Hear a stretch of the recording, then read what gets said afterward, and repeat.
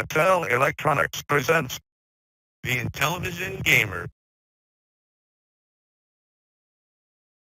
Welcome to the Intellivision Show, episode 19. I'm your host, the Intellivision Gamer. Thanks for joining us today as we're going to talk about, I know everyone's already heard it, it's been everywhere, but it's the first show for me, Atari Buying Intellivision. So you're going to hear my thoughts, and we're going to have a few YouTubers on as guests, and we're going to chat with other YouTubers and people from chat. We're going to have people popping in and out, telling us their thoughts. I haven't seen that done yet, so I figured it would be nice to hear from some of the chat guys. So we're also going to talk about the rest of the Intellivision news that we have. A homebrew highlight on Caverns of Mars, which is an Atari Soft homebrew game, a mock Atari Soft homebrew game. I figured it would be fitting for this week. And we also will have a mail call segment. Not a big one, but I did get something. So if you like Intellivision content, please give the show a like and consider subbing to the channel. Also, when you sub, hit that notification bell so you don't miss out on future videos. And you can also find me on Facebook, Instagram, and now Discord under the same name, Intellivision Gamer. So, of course, the main part of the news is Atari Buying Intellivision, but we're going to get back to that in a bit. So the other two pieces I have is Korgs. This Saturday, I believe it is, the 1st, we have Korgs Con, and that is a really cool show. There's going to be 2 Intellivision booths there. I know there's going to be several people that we watch on YouTube that are going to be there, as well as a lot of people from chat. There's an Atari Age thread. I'm going to put both of those links in the description. They'll be there shortly after the show. The 2 Intellivision booths, we're going to have the Intellivision Aries podcast. Rick and I believe Paul's going to be there. They're also going to be shopping for C-Mart, I'm sure. And then you're also going to have one Hat Man manning the Intellivision Revolution booth. So if you guys are going, make sure you check them out, say hello, and I would love to see pictures and video. I'm sure we're going to see a lot of that, but I would love to see some more. So, all right, see people popping in. They're ready to come on. So as you guys are popping in, I'm going to pop you in. You're going to tell us what you think and what your opinions are, and then pop out. Some of you guys will end up staying on. So the other bit I have is, I'm sure you guys have seen it, the controller. Now, I thought that controller was quite interesting. Let me show it to you guys real quick. I know a lot of you guys have seen it. So an Australian guy is made these for himself. He just wanted a project, something fun to do. And I reached out to him. He's not the type that wants to be on camera. I get that because, believe it or not, I don't like being on camera. But, you know, doing all this, I've kind of gotten used to it now. But I did ask him if I could buy one, and he is making me a controller. This is one where you have the disc controls on the top. I am having him make mine where the disc controls are on the bottom. So as soon as I get that, I'll definitely be giving it a quick review and testing it out for you guys. I love to have these, especially things like this. I know not many people are going to have them because he's not really doing them to sell them. He's just doing it for a fun project to see, you know, what he can do. So mail call, it's going to be quick. I got nothing Intellivision related, but I did get some more. Next, I think I told you guys I bought some issue 1 magazine, some extra ones. Let me get that off there. I bought some extra copies so I could have TJ sign one, and just to save since it was the first issue. So I did get my new copies. Last week I had 1. I'm like, that's weird. I ordered like 4. So I don't know what they did, but this time they sent 3 altogether. And last week I got 1. Not really sure what they did. So the other thing I got is a new Elgato face cam. Now I'm using 2 different cameras, and they are the older version. This is a new one, has better specs. So next week I will be using this for my main camera. Quite excited to have a new piece of hardware, as it's been a while since I've had a new toy to play with besides a game. So as I told you in the intro, the homebrew highlight, I figured, you know, I always try to wonder how am I going to pick a game? So if it's something related, this is a fairly new Homebrew Inc. game. this is a fun game. You can still get a copy. There's several places that are still selling this, including Homebrew Inc., and that is Atari Soft. You know, it's not really Atari Soft, but it's a homebrew game made to look like Atari Soft, Caverns of Mars. So there's the box. There is the back of the box. Here is the cart. Here is the manual. And it is made to look just like the accordion style manuals from Atari Soft. And here are the overlays. So we're going to show you the game really quick. Now, I did post. I've been posting every week for the Homebrew highlight. And we're going to show you the game here really quick. Just a few minutes of gameplay and then move on. Let me switch on over here.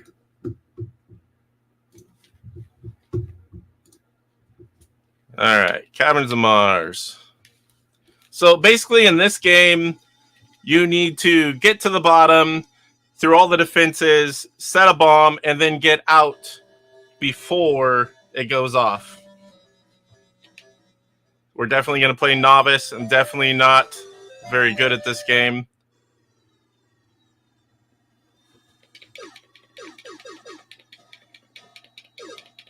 I have got to the bottom, and I believe I made it out once when I first got the game, but I haven't spent serious time on it. I do like it. It's just another one of those things. There's only so much time in the day.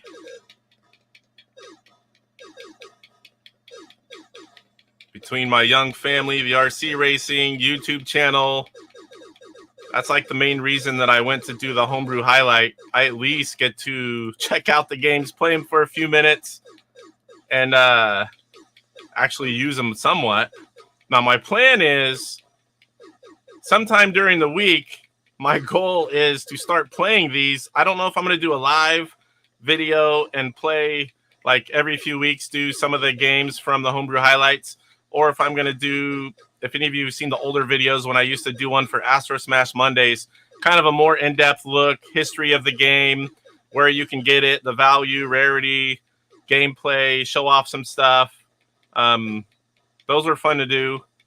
I'm not sure how I'm going to do it, but I do want to start playing the Homebrew highlight. Mainly so I can play these games that I always buy and never make time for, but also to show you guys if you don't already know about the game. So now I've made it to the bottom. Bomb timer is going to be set, and then I got to get to the top. And I don't know that I'm going to be able to get to the top for you guys, but you can see me fail. Because it's hard to go fast unless you memorize.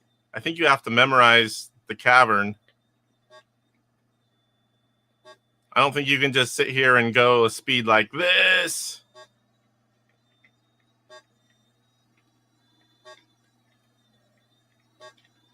Now I can't shoot anymore, and I don't know what these guys do.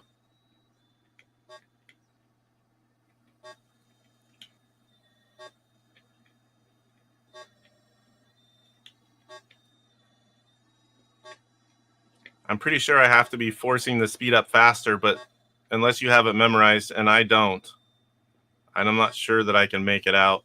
We'll find out here in a second. I played this game one time. Oh, I did make it. Sweet. Congratulations. It's blowing up down there, and the cavern's blowing up in the background. So now you move on to the second cavern, which we're not going to do. Again, this is just a quick show you guys the game and get out.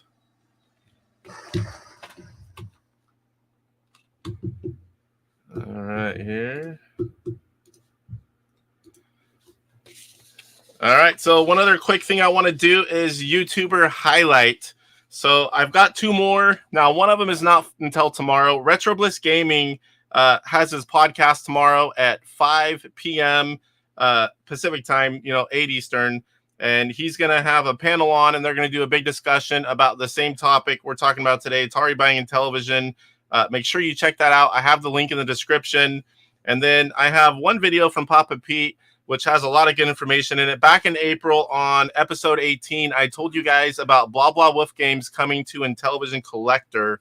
I had little details at the time, but we did talk about it, showed a few of the game boxes, and told you guys what was coming. So Pete has a really nice video that he put out dedicated to that subject matter. So definitely go check that out, and you can find out all the rest of the details that weren't available at the time. And again, I'll put that link in the description so you guys can find it easy. I'm sure you guys all know where to find Papa Pete, though. All right, so without further ado, let's get on a few guys here for the panel. I see lots of you guys in there waiting. I appreciate that. We'll get to you guys in just a few minutes. First, we have Phil of Retro Bliss Gaming. Welcome, sir. Hey, what's going on? How you doing today? Not too bad. How about yourself? Good.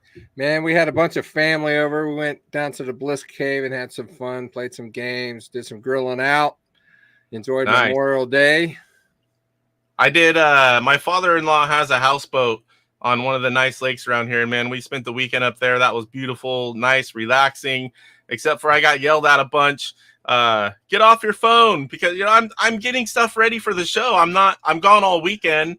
And, I go on right after I get home from work. So it's like, as there was like downtime, I'm like going through messaging people and, getting stuff ready for the show. It's like, I was like, I got to get on here a little bit, guys. Well, you had said at the beginning of the show that you didn't like being on TV or whatever. I don't know why. You definitely have a face for radio. Yeah, I hear that a lot. But no, it's like, I'm not one that likes to be on camera. And when I started doing this at first, it was kind of stressful. But now it's just like you're talking to your buddies. It's like it doesn't bother me anymore. But at first, I'm just not one that likes to be on camera. But obviously, when you're doing stuff for YouTube, you can't really let that bother you. It comes more natural as you do it, man. I think I'm on like 670 videos by now, so it's pretty second nature by now. But anyway, man, this is a very interesting topic, isn't it? I mean, oh yes. I don't know what to think, to be honest with you. One reason is because I'm not as versed on the Intellivision as I am the Atari. I grew up with the Atari. I know a lot about the Atari library. I know a lot about what they've done with it, what the games are, that kind of thing. And as you may know, I'm fairly new to the Intellivision in general. So when I heard the news, is it okay if I talk like this? When I heard the news, I'm like, so now, first of all, your audience may or may not know, Atari did acquire maybe a year or so ago the rights to the M Network games from Intellivision, which, for those of you who don't know, those are the M Network games that were on the Atari. Not all of them. There were some of the licensed games, I think, like the Tron games, and then I don't know if Burger Time was included in that, and then there might have been another one, I can't remember, but there were a number of the other ones that Atari did acquire the license to. And so there was speculation then that Atari was going to do these great things with the M Network brand, or the games, include them with compilations or future releases down the road. But we haven't seen that yet. So I think it's coming. I think they're busy trying to get, we have a lot of pre-order stuff. I don't know if you ordered, the games and the different things they had coming out. It's been a while, and I know those aren't out yet. So I don't know if they're just getting everything moving or building stuff behind the scenes, but I'm looking forward to that. Hey, we got one more of the panel guys here. Let's welcome you. You know this guy. Let's welcome Brian, BD Retro Mods. I'm out of here. Hey, how's it going? What's up, Brian? How you doing, man? Oh, pretty good. How about you? I'm good. Nice to see you. This is an unexpected pleasure. Oh, yeah. We're going to be talking about this tomorrow night. I know. All three of us are going to be on the panel. Yeah, all three of us are going to be on the panel tomorrow night on Retro Bliss Gaming. So we're going to be, this is practice for tomorrow night. And the fourth guy's coming. It's just usually it takes me longer to get through the first part of the show. There just wasn't a lot there today for this week. And, with me being gone the weekend, I didn't have as much time to cruise for stuff. But he'll be here on it shortly. But I forgot again to welcome chat. Let me do that real quick. We got Michael Hayes. Welcome, sir. First one here. Salvador is right here. Salvador is also behind down here. We've got like 7 people waiting to come on and tell what they think of Atari buying Intellivision, and a few more will be popping in.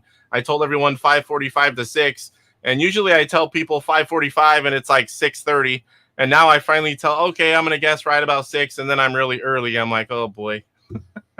So Michael Doherty, welcome, sir. Good to see you. E.E. Buckeye, welcome. PJ Smith. Pierre's here. Welcome, Pierre.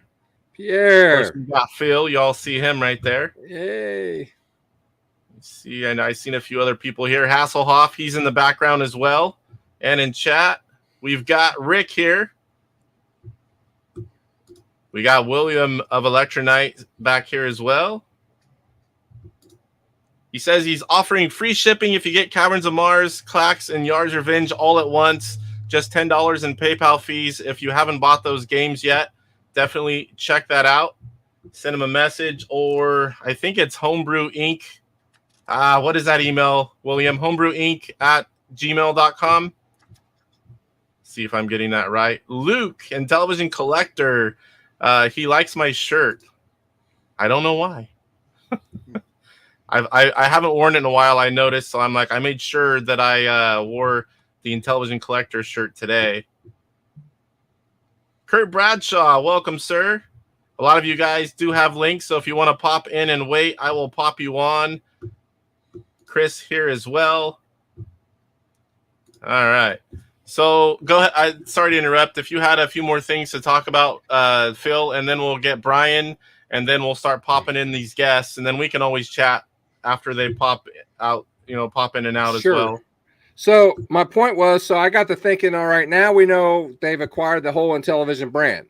So I'm thinking, all right, now what are they going to do now that they own? Now I heard that they've acquired it with part of that brand, hundreds of games, and I didn't know that Intellivision had hundreds of games in the library. And so I actually started looking online trying to find what those hundreds of games are, and I couldn't find hundreds, but maybe I'm missing something. But Intellivision was known more for a lot of the sports games, but I know that they had some other decent titles. So what is Atari going to do with the rights to these games? Because, obviously there are going to be some of the games in the Intellivision collection that they were not able to acquire in this acquisition, that were they were not able to license. So, I think, they're going to do some kind of a, how they did the 50th anniversary kind of thing. Yes, I would love to see that. But there's going to be a problem. If they do that, like, let's say they release like an Xbox version of that. How are you going to play certain games that require a number pad? There's different ways it's been done in the past. What we really need is a controller with that pack. For the physical, I think you almost have to have a controller. I would hope to see a controller. Then you have the virtual keypad. You have a lot of the games that don't need all the keys. Those would work well. But, you really, to do it right, you need a controller. I hope it's something that they can do. But, yeah, I don't know how else you'd play some of them without. Tough. Yeah. A lot of Atari's sales were made for like the Xbox and the PS4 and 5, and if, obviously if someone's paying for a controller, the price is going to go up for that. And I don't know if the customers are actually going to want to pay for that. Maybe they can have two choices. You can buy digital, you can buy a physical without the controller, or you can buy it with the controller. I don't know. It's not cheap to manufacture, I know, a controller, but I know there's a lot of us that would buy those, and there's not a lot of us, but a lot of us would buy a lot of them. Oh, I tell you what, whatever comes out, I would definitely be on board with. just out of curiosity and as a collector.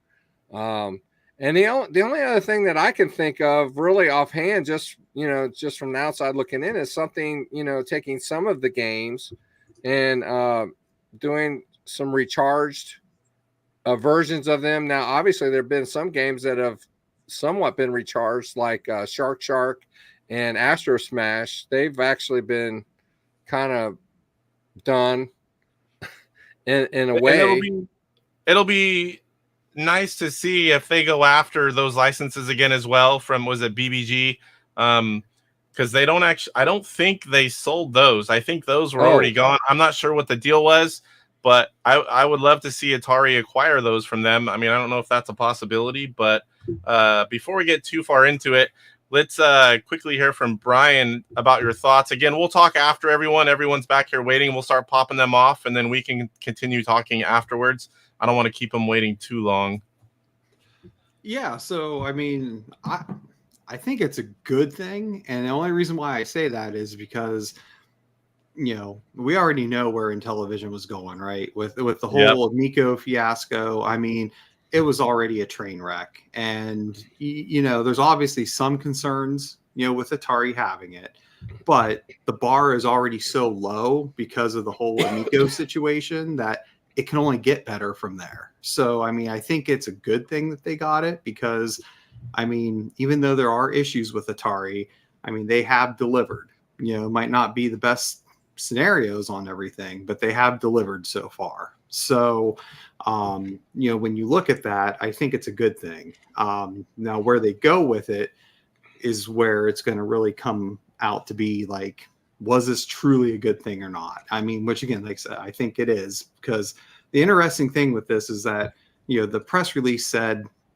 over 200 titles. And the thing is don't quote me on this number, because I'm sure there's some other folks in the chat will know this number off the top of their head, but I think there was only like 132 commercially released games for the Intellivision. So that's a lot of extra titles there, that the question comes down to, like, what prototypes do they have, or what other things that they have they might be able to re-release, kind of like what they did with like Save Mary on the with the XP line and different things like that. So I think that'll be interesting to see.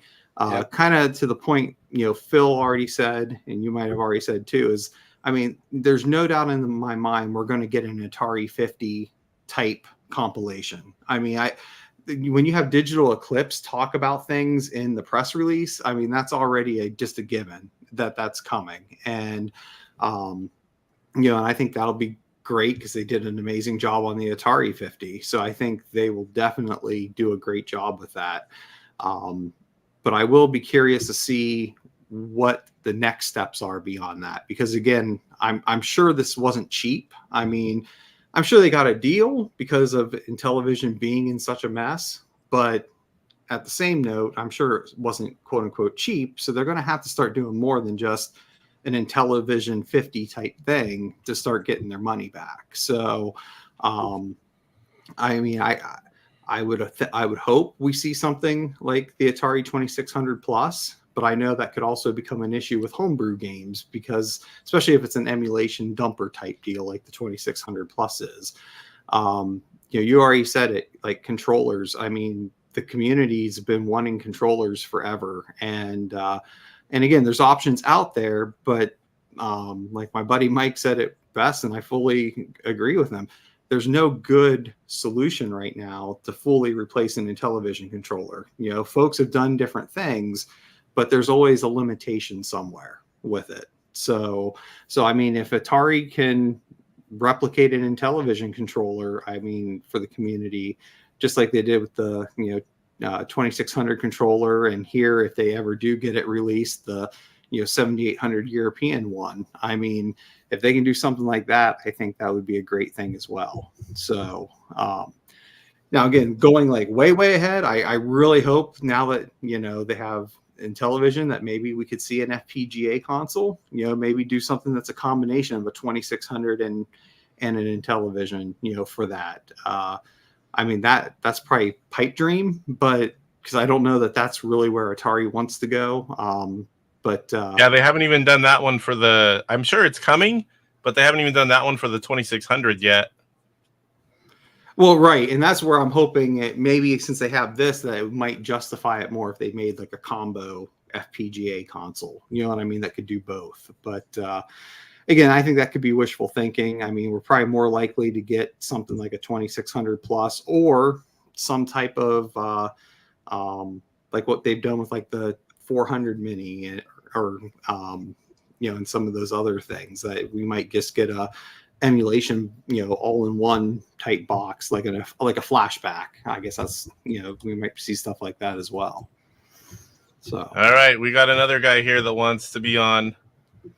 Let's welcome Mike of Mike's Gaming Gala. I'm really out of here now.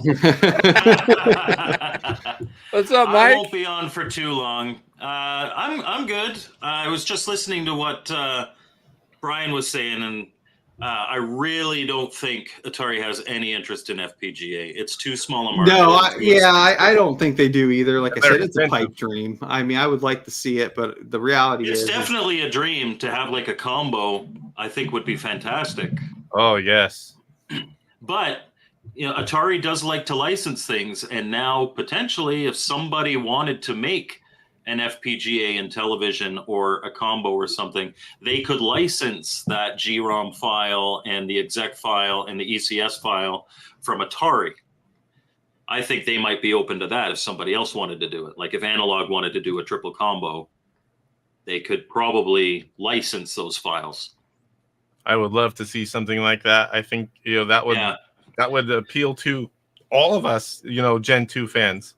For sure, because an Intellivision Plus, as great as that sounds, it's still dumping the ROM and playing the ROM through emulation.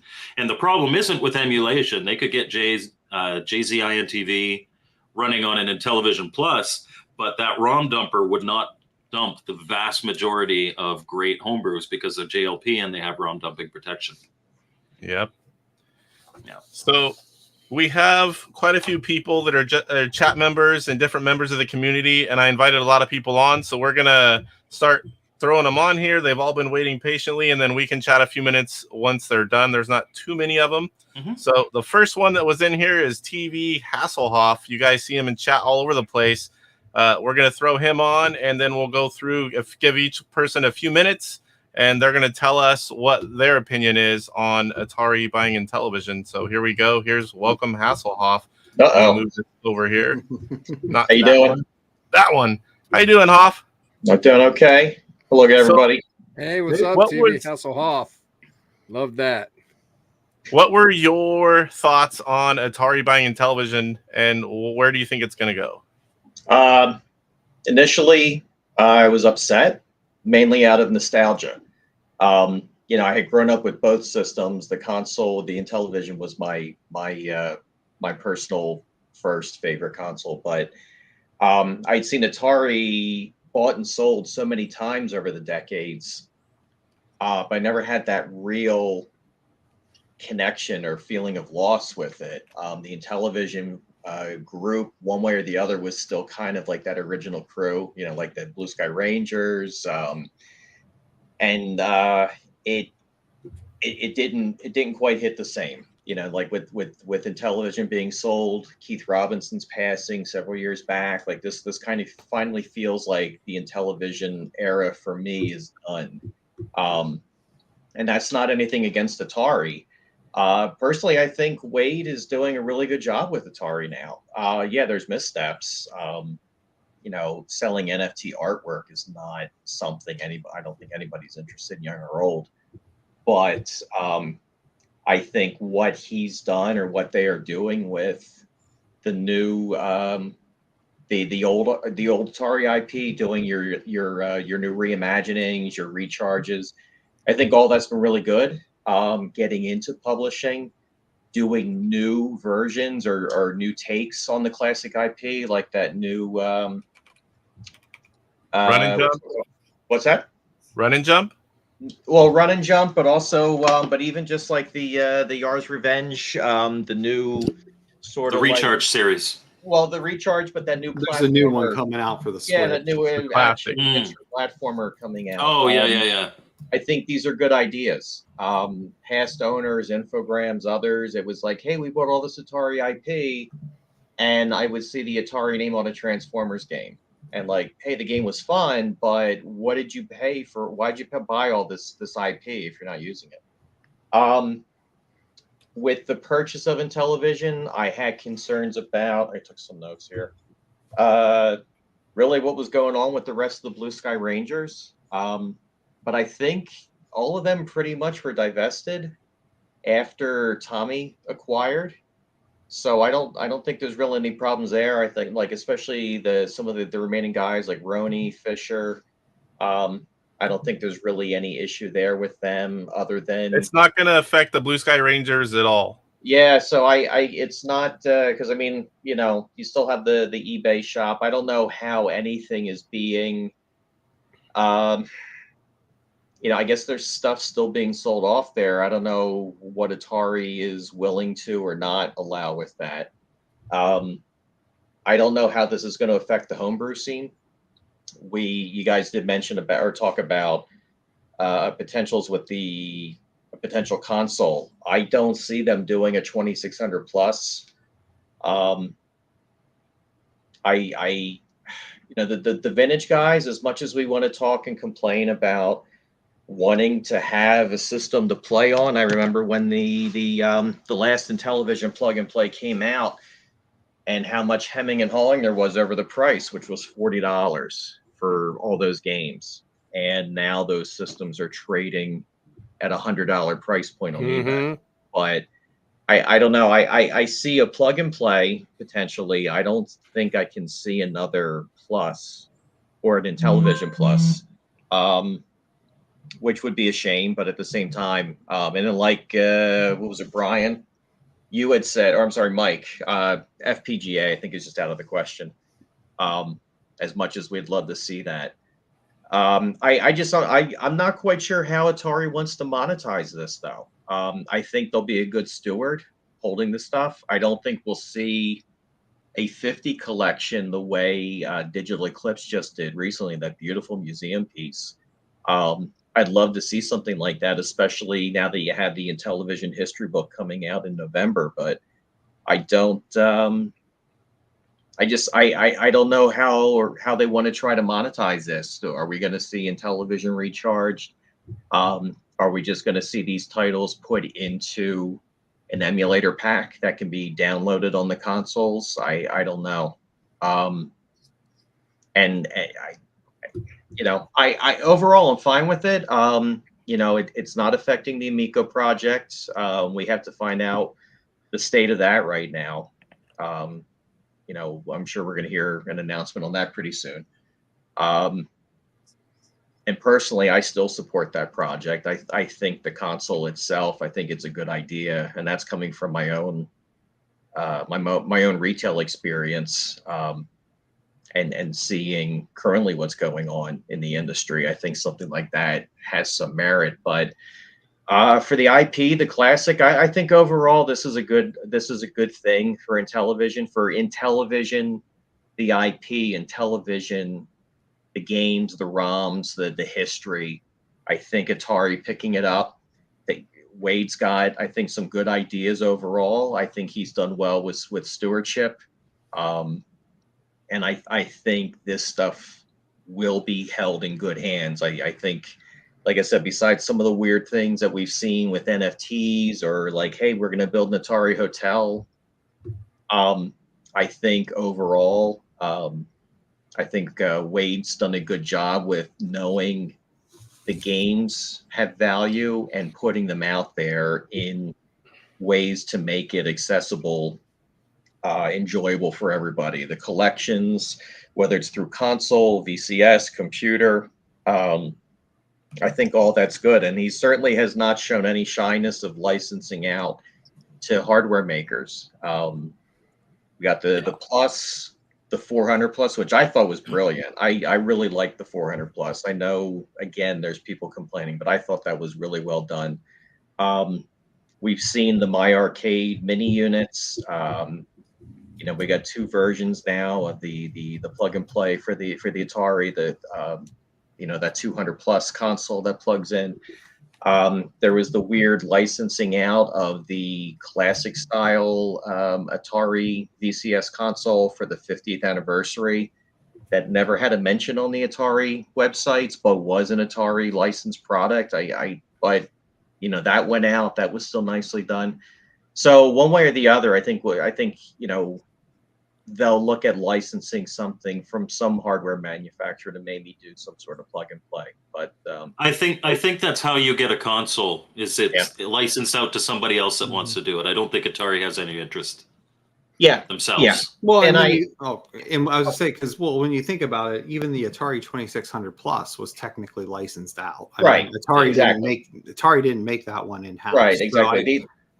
So I think without a doubt we're gonna see that. It's just what does it look like? You know, like you said, is it going to start out as just a plug and play unit like the 400 Mini, or is it going to be a emulation, you know, cartridge box like, you know, the 2600 Plus? And that, I mean, and again, I do want FPGA, but I just know the reality of where they currently are, unless, like Mike said, unless Analog or some other group wants to tackle the FPGA, I would love to see it. I just don't know that it's. Yeah, I think the people looking to buy one, it's not our age group.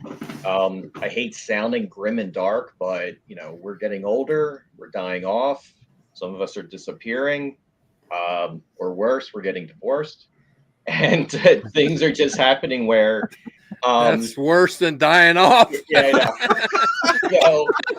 So we're not. Yes. Yeah, Wait, Phil, does that mean I resurrected? So we're not seeing. You know, I don't think FPGA, the cost and the target group is interested in buying that. If this was Nintendo, the original, like an NES, Famicom or something, and somebody said, "Hey, we're going to do an FPGA," that group would eat it up. Which is why I think the only way it would work is if you did it as a triple combo. If it was Coleco and Television and Atari. Right. That would be amazing. Agreed 100.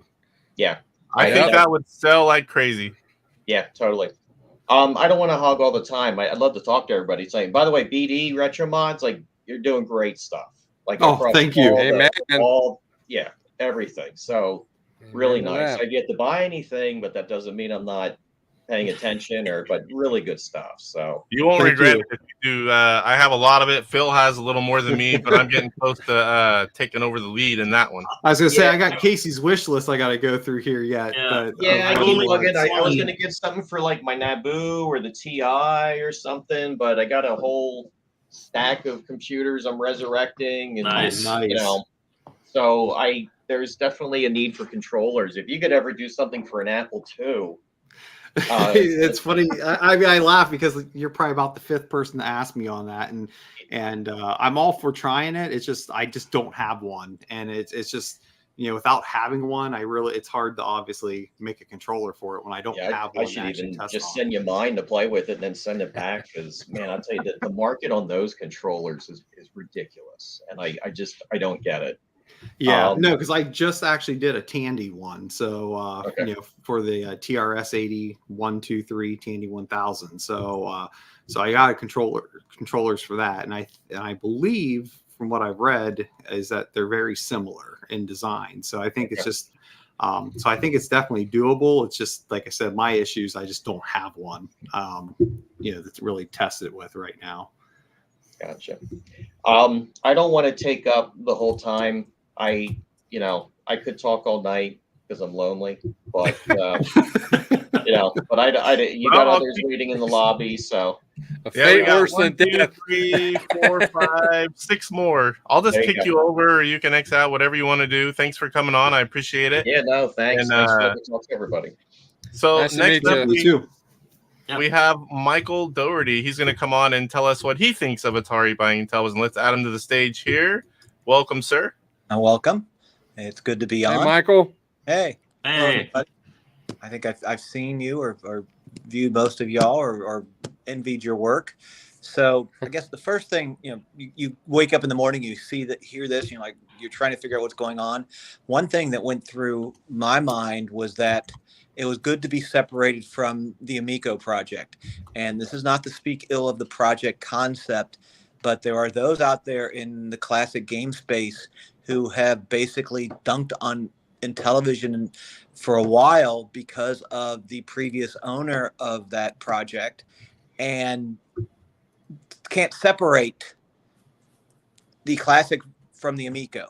And this does that. The classic Intellivision now its own thing. The Amico is its own thing. It has great potential. May not be for everybody, but it's not even run by the person who started it.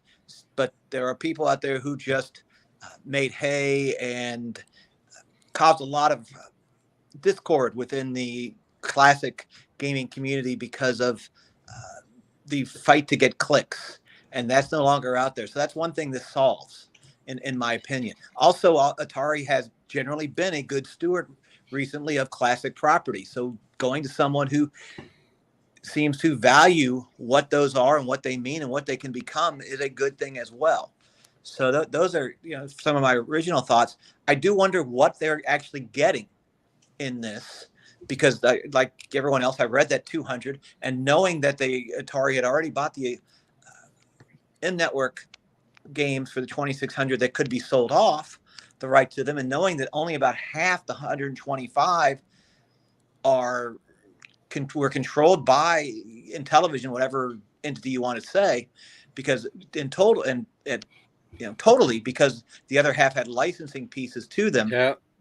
Yeah, I don't mean like the sports title. You could shave the license off of the game, like everything from Cloudy Mountain to baseball, but others like the Tron Deadly Discs, it starts becoming more and more difficult. The Magic titles, the Coleco titles.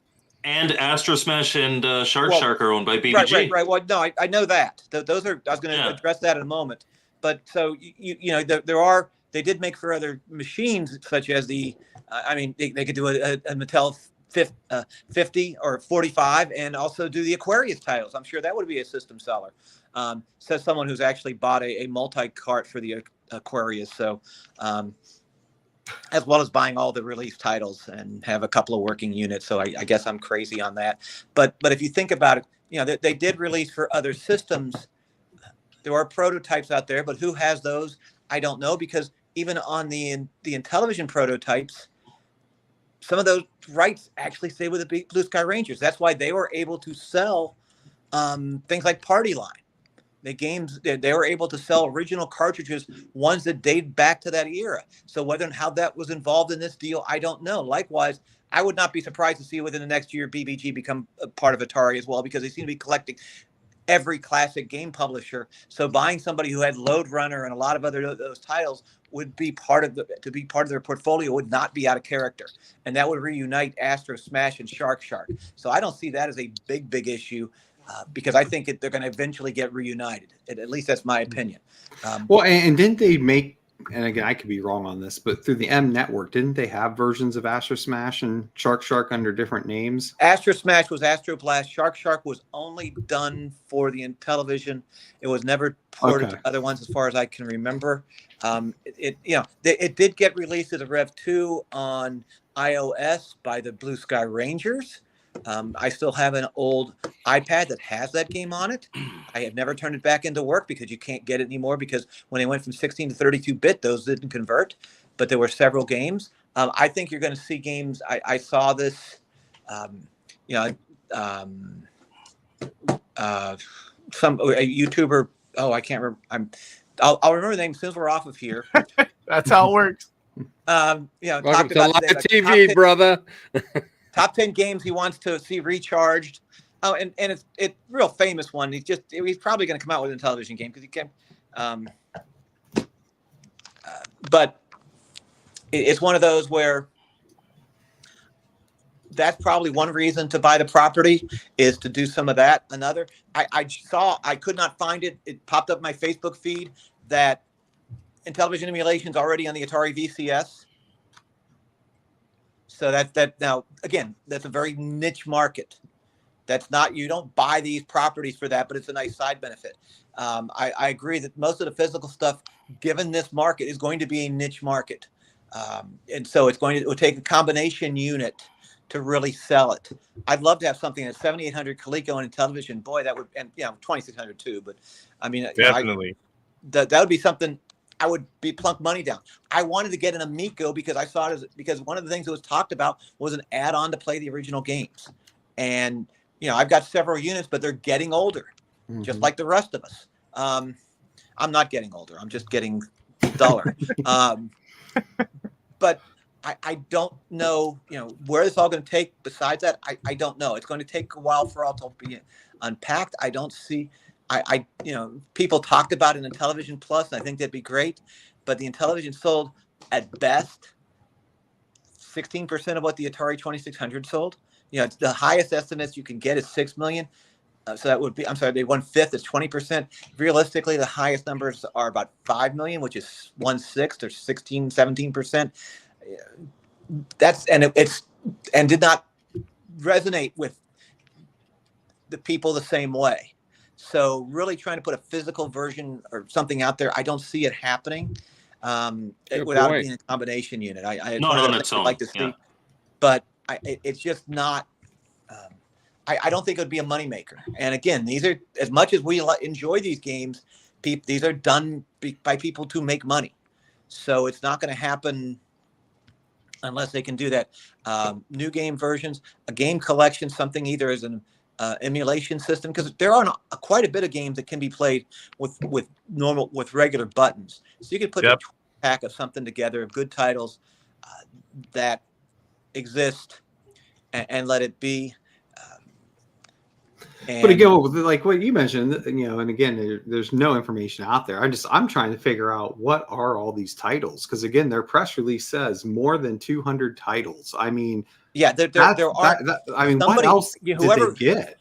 Whoever looked at the press release probably Googled how many Intellivision games they are, and got to hold that number because they counted all the homebrews. Because it's well over 250 now. It's more than twice the original. You know, we got more homebrews than we did original releases. Yeah, we're actually at about 300 now. Yeah, I mean, I haven't tested it lately. I mean, but it's, and it depends on if you look at what's physically released and what's digital. I've lost track of how many I have, but I mean, you know, but that's the point, is that it's a press release and it probably doesn't, it's probably not right. I'd love to see the details. I'd love to know what they're talking about, because even if you added back in the M-Network games, which they already own, and added in the games made for other systems, you know, remember, not only the Aquarius, but I mean, Mattel was into that, was working on that multiple release strategy. Everybody in that era was releasing games for any system that would fly. They were going to do M-Network games for Apple and IBM PC. I don't think they got down to the Cocos or the or the TIs. Surprisingly, I never saw 8-bit or Commodore 64 versions talked about either. But you start thinking about the different configurations, and you still can't get to 200 pieces of software. So I believe they had a lot of the games that weren't released. I believe TutorVision games could be in that. I still don't see how you get to 200, but that will definitely add a lot to it. Just want to say real quick, I found a limitation to my StreamYard. Someone tried to get in, so if you're trying to get in, as we rotate out, someone else can pop in. If it says it's full, just try again, and as soon as you see the next person come on, and we'll get you all in. Drop me out. I got nothing left to say. I'm boring. Drop me out. that way you'll open up the queue. So after this one, as you come on, we'll rotate you out. That way someone else can get in, because I've never had so many guests on, and it's full right now. Yeah. So, I mean, I think right now, I think it's a good thing, because it relieves pressure that from external places. It is somebody who cares about the brand and has shown care about classics things. I don't think there's going to be any major negative actions. You still see people making Atari games for, for the systems outside of those Atari. Just to take an example, there's someone out there who does Lynx and Jaguar games, Songbird Production. They did have to change the graphics they used, but when it got announced that the new thing, they originally stopped even calling their games Atari and Lynx on the website. They're back to using those names now. So I don't see that, and they're making new games. So I don't see that as shutting anything down necessarily or stopping things, but it may be you have to not, homebrewers may have to be careful if they're at a larger scale of how they market their materials.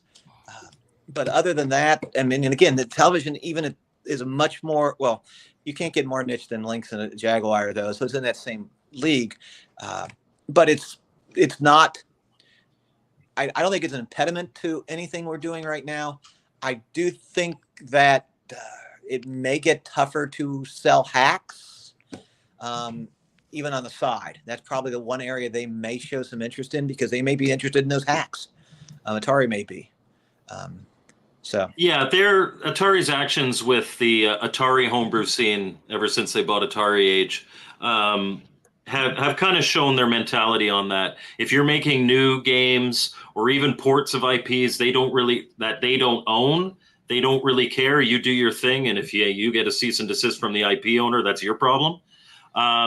You got to be careful using their logo. You got to be careful using stuff like that. And obviously, yes, if you're hacking their titles or you're trying to sell their titles, you're going to have probably some issues. But, a lot of what's coming out now shouldn't be affected. Yeah. In my opinion. Yeah. There are a few that yeah, you're exactly right. None of the mainline, I mean, there's one set of games that could be affected, but that's not the main output right now. Yeah. So, all right. So that's all I got.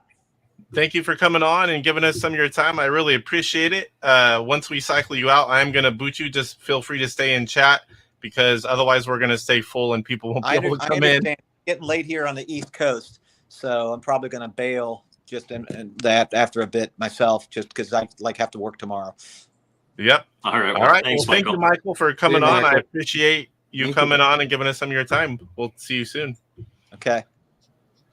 All right. So next up, we have Salvador. You guys have seen him in chat, for the retro channels all over the place. He went to PRGE. A lot of us got to meet him. So here is Salvador. Let me move him over here. Thank you. What is going on, Salvador? How you doing? Good. Good evening. How are you? Not too bad. So give us your take and what you think on Atari buying Intellivision. Well, when I first heard the news, I'm thinking there wasn't a whole bright future for the Intellivision brand name, not much on the horizon. So I figure Atari's buying it for a reason. It gives us an opportunity to maybe get something new, some more coverage, I don't know if they'll do at first, I don't think they'll probably do an Intellivision Plus. I don't know that there's a large enough market for it, but I sure would like to see a mini system of plug and play that's, HDMI output, and boy, with an SD card would be nice. But I think they might go the route of what they did sort of when they did that let At Games make that Game Station Pro. And I think they might do something like along that, farm it out, have a whole bunch of Atari games on there, and a smattering of Intellivision games.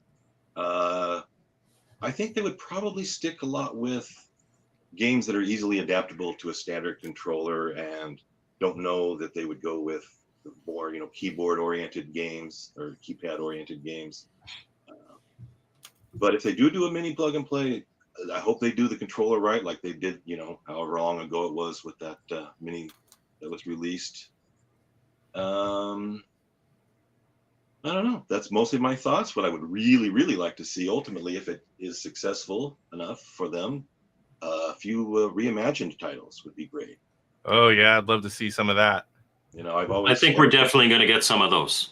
Yeah, ever since with talk of the Amico and all that, I was hoping for a newer version of Utopia, E-17 Bomber. Those type of titles would be just fantastic. So Can you imagine Utopia with several different map styles, up to 4 players online? That'd be awesome. Oh, I would be in there a lot. And I think our chances for something like that are at least increased at this point. So we'll keep our they need to make their money back. They purchased it for a reason, like everyone says. I'm really curious. It's going to be big news every time they, announce something. I want to see so many different things, and I'll be excited for whatever they give, because it's definitely going to be more than where it was going with the previous owner. So, I'm excited for it. Yeah. All right. Well, I don't want to take up too much of your time because a lot of other people want to say their business. So Casey, I'll see you in 123 days at BRGE. Yes, sir. I'm looking forward to it, and thanks for coming on, Salvador.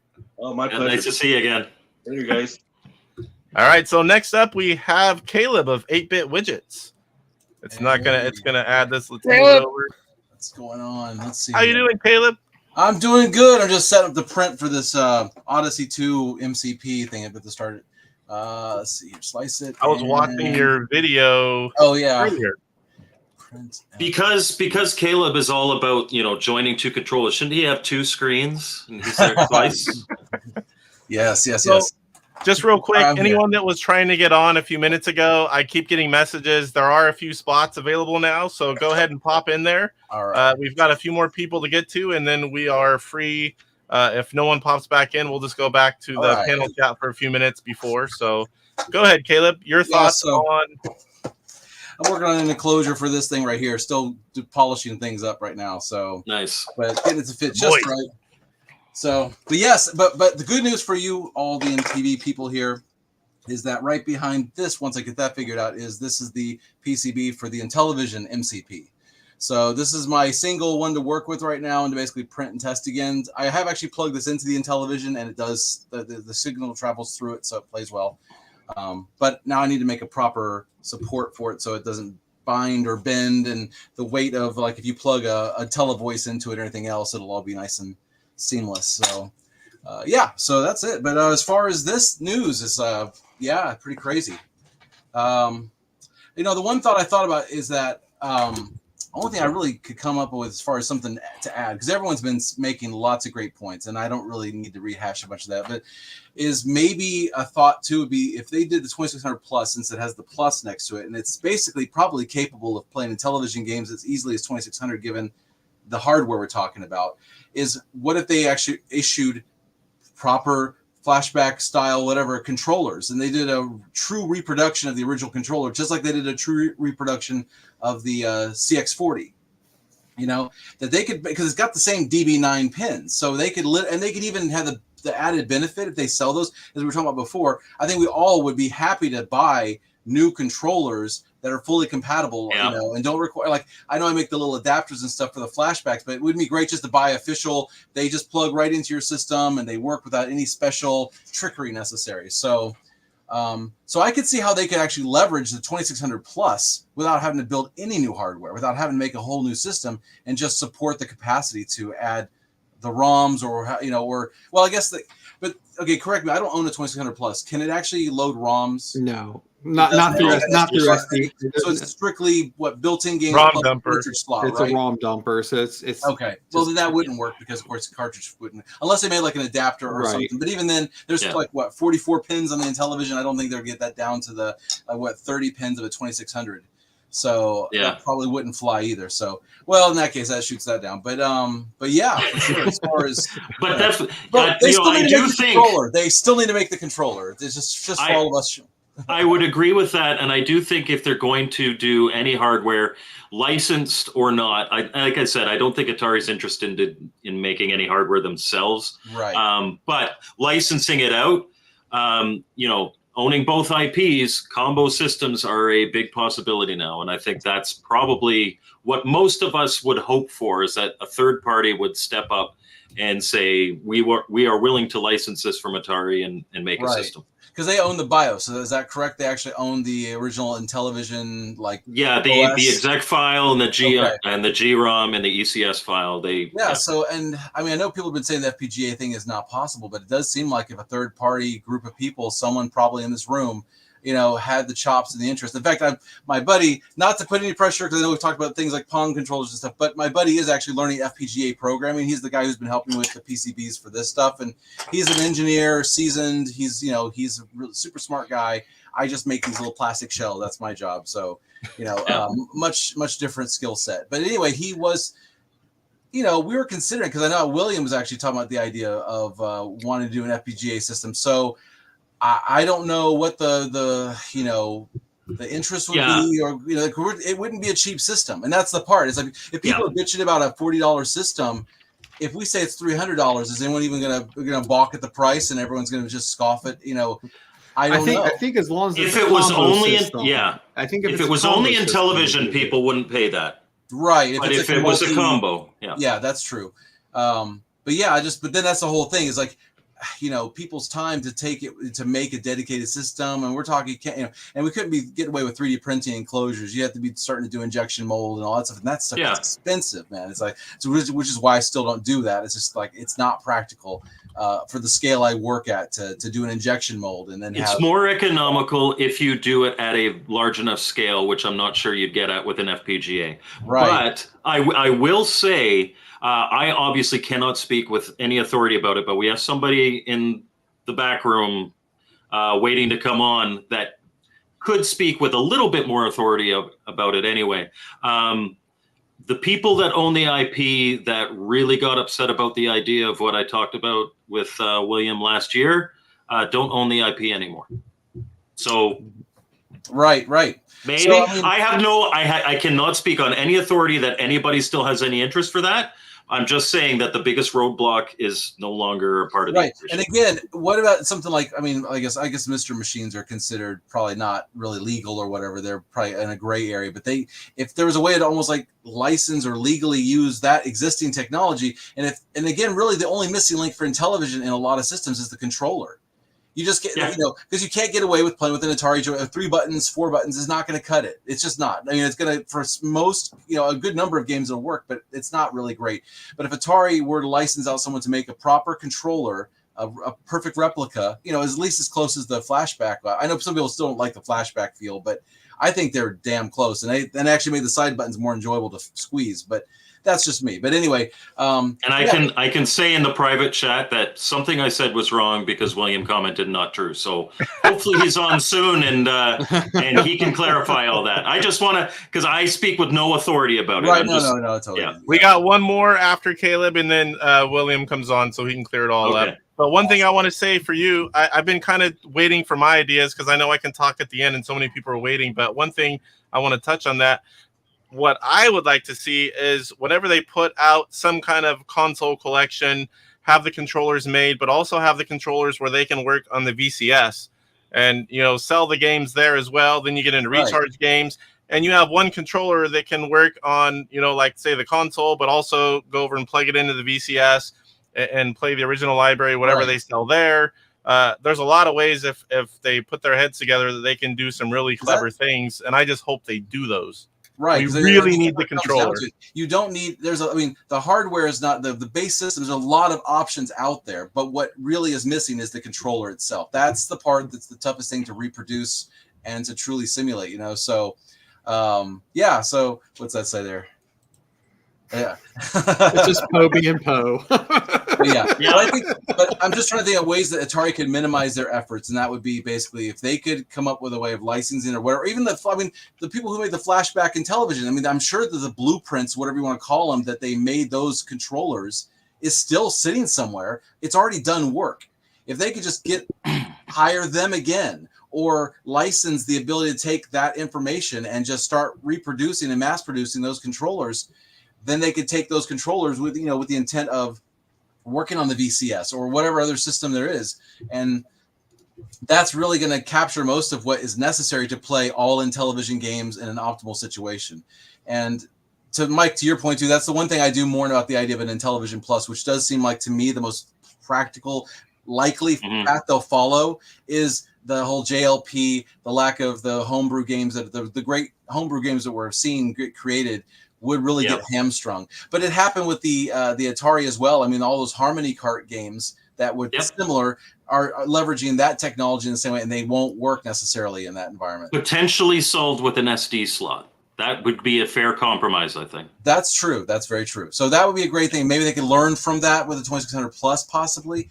But I'm not sure if they want that necessarily to bypass the cartridge thing. Because I think it all comes down to if they have any intentions of selling physical cards, because obviously with the 2600 Plus, they have every intent to continue selling physical cards between themselves and Atari Age. Right. So, and that seems to make a lot of sense to all of the fans, right? That they actually have all these cartridges and they want to play them on a modern system with HDMI. That's really that's the big solution that the 2600 Plus offered. And that's why people got so excited about it, because it was like, it's not that interesting other than that, because there's been Atari previous systems and all the Game Station Pro. I mean, there was all these systems that could do all that in spades, but none of them had the cartridge slot. And so that would be the real, I think the important feature there. Yeah. So yeah, but I think that's going to be the defining factor is if they plan on releasing carts or not. Because if they don't, then I think you'll see something like a 400 Mini, where again the 400 Mini, which is done through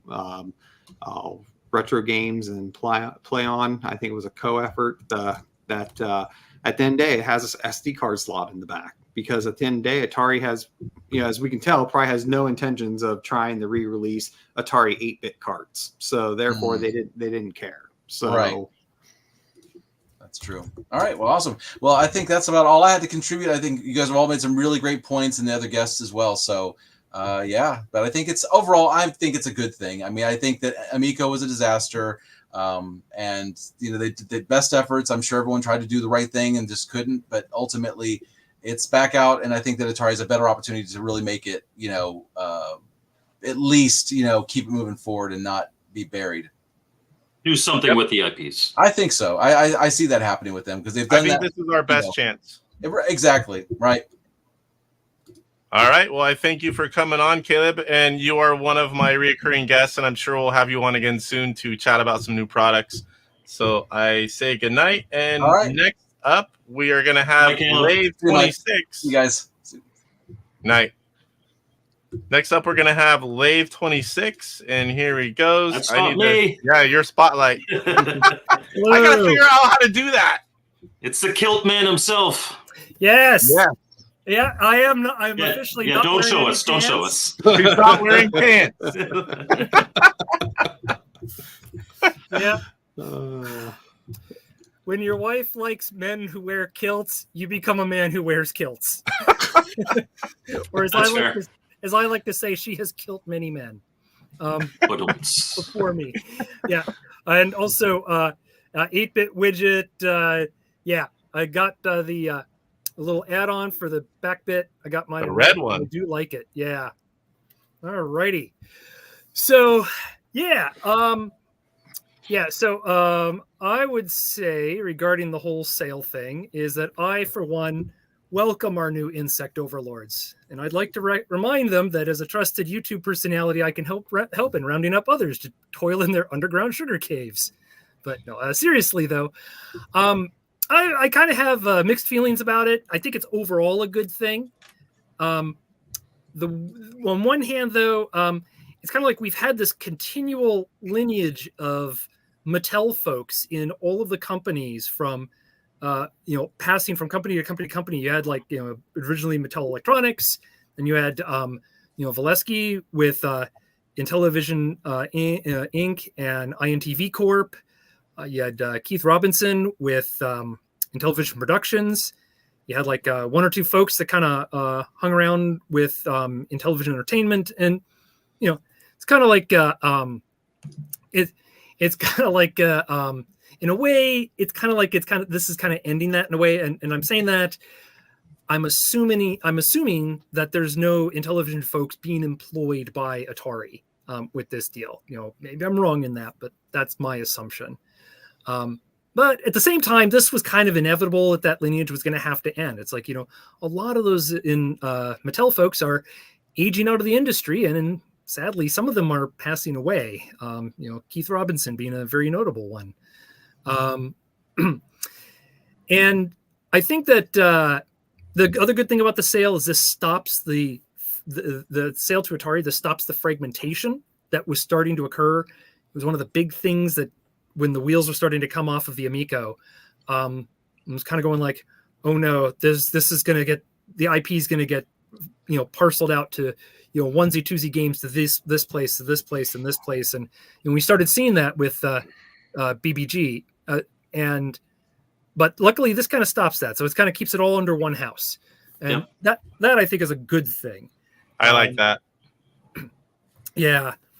And I will say too, that if speaking about that lineage and working with, not employing Intellivision, you're right. I don't think any are employed, but I do think that for instance, the Blue Sky Rangers, if they were going to be doing a 50th anniversary in 5 years, that's more likely to have their involvement than anything that the previous license holder would have done. Yeah, and the good thing is that Blue Sky Rangers is still around, so they're not affected by this sale. There may be new like you're talking about. There may be new opportunities with this, which would be really good. I'd like to see that. Yeah, a comment I was thinking about regarding FPGA. I do agree with everyone that the odds of ever seeing an FPGA-based console is really close to zero. If it were ever to happen, it would be a combination of, I think they'd have to not only buy up the ColecoVision, I think they'd probably want to also go after some of the other ones like the Odyssey 2, maybe the Creative Vision, and the family that is, that kind of is involved with, because you get the ColecoVision, the Creative Vision, and the IntelliVision. They all have very similar controllers, so you could probably come up with maybe like one mold that would cover all of them. Probably have to have a more, may not be pin compatible with the IntelliVision, but maybe pull that off. But that said, I just don't see that actually happening. It's like one of those. It's like it's a pipe dream I'd love to see, but one console to rule them all. Yes, yeah. I was also thinking about the 200 titles, and there's a way that you can get that number. And I will say there's someone who on Atari Age who my understanding was involved with the deal, who confirmed that there's 200 titles in one post on Atari Age. Now, might be misunderstanding that. And I'm kind of thinking that if you take the released IntelliVision games, unreleased IntelliVision games, released Atari games, there's probably unreleased Atari games, all the keyboard component tapes, all the unreleased keyboard component tapes, of which I have a few from Papa IntelliVision. There's the released KC cartridge. I know of 2 unreleased KC cartridges. They made one game for the Nintendo. It wouldn't surprise me if they had something else that was going on. You got your test cartridges, your demo cartridges. You have your, 12 Tutor Vision games that were worked on, and maybe some dev tools. That could get you maybe up to 200. Would those be worthy of something to play on a more plug and play unit? Probably not. But not all of them. But but it would maybe it would end up being like that cartridge, that infamous cartridge for the Nintendos, like the Cheetah Men that had like the Action 52. I had that when I was a kid. Yes, yeah, it would end up being like one of those. So maybe there's at least 3 games out of those 52 that's worth playing. Yeah, at least. Yeah, like there's 4. Yeah, exactly 4. No, Angry Video Game Nerd did an episode on that, so I think he'd probably be a pretty good person to ask on that, or just watch his video. And no, I'm not sponsored by him. Well, like I said, I owned it. We used to play it all the time. I played every single one of those games, and Cheetah Men is not one of the good ones. Oh my! Now regarding the deal myself, as a collector, I'm interested in what Atari's going to do with it. Probably going to buy something for it, but me personally, it's like my own passions with the IntelliVision are far more about. I'm not only just a collector, I'm also a preservationist. So it's like, when I get a keyboard component tape, I pop it into a 4-track recorder and I get that recorded. And then I start running it through a set of tools to try to decode it and get out the digital data. I've put out videos about reverse engineering the kiosk multiplexer, or, maybe, I've been. Uh-oh. For a second, I was like, no one said anything. I'm like, is that me? Oop. There you are. The insect overlords were not liking what you had to say. Oh well. Yeah. Where did I leave off with? Yeah, I was probably talking about reverse engineering and collecting the old ads to just kind of find the old articles, old price lists. So it's like the Atari sale interests me, but personally, I'm probably like I'll probably buy some of the stuff they have, but maybe not all of the stuff they make. And I'm probably not like going to be their target customer sort of thing. Mm-hmm. So you kind of like take my opinion with a grain of salt in all of this sort of thing. You know, most of my stuff on this is, you know, backwards historical looking and not as much forwards looking sort of thing. All righty. Yeah. Makes sense. All right. Well, I figured people put a quarter in me at that point. Well, thank you for coming on. I really appreciate that. And we'll talk to you soon. I know we're going to have you on eventually again. We've got a few things that I'd like to work with you on. And next up, we have William Moeller of Electronite. So let me get to the button here. Thank you, Lave, and good night. All right. So now let's bring on William Moeller of Electronite. I'm not William. How you doing, William? A big one. William, the William. Hey, Willie. Moeller. Can you hear me? Yep. Yes. I'm on a very slow computer. Sorry, my apologies. Okay, let's. First of all, I want to give you my take on the 200 titles, and I think that that's essentially Amico stuff. And I know people probably freak out about that, but probably is. Yeah, you know, who knows? Okay. That's what I think it is. It's probably Amico. Every time Tommy said, "Wouldn't that be something?" That's included as one of the games in the deal. Could be, yeah. I must say, I spoke with Phil a few months ago, and he told me some of his plans for the Amico. So I haven't said anything about those, but he had plans to, you know, try to bring it out. But this did surprise me, and I spoke with the president of BBG Entertainment shortly after it happened, a couple hours after. He said it surprised him too, and then he got a notice from Phil about it.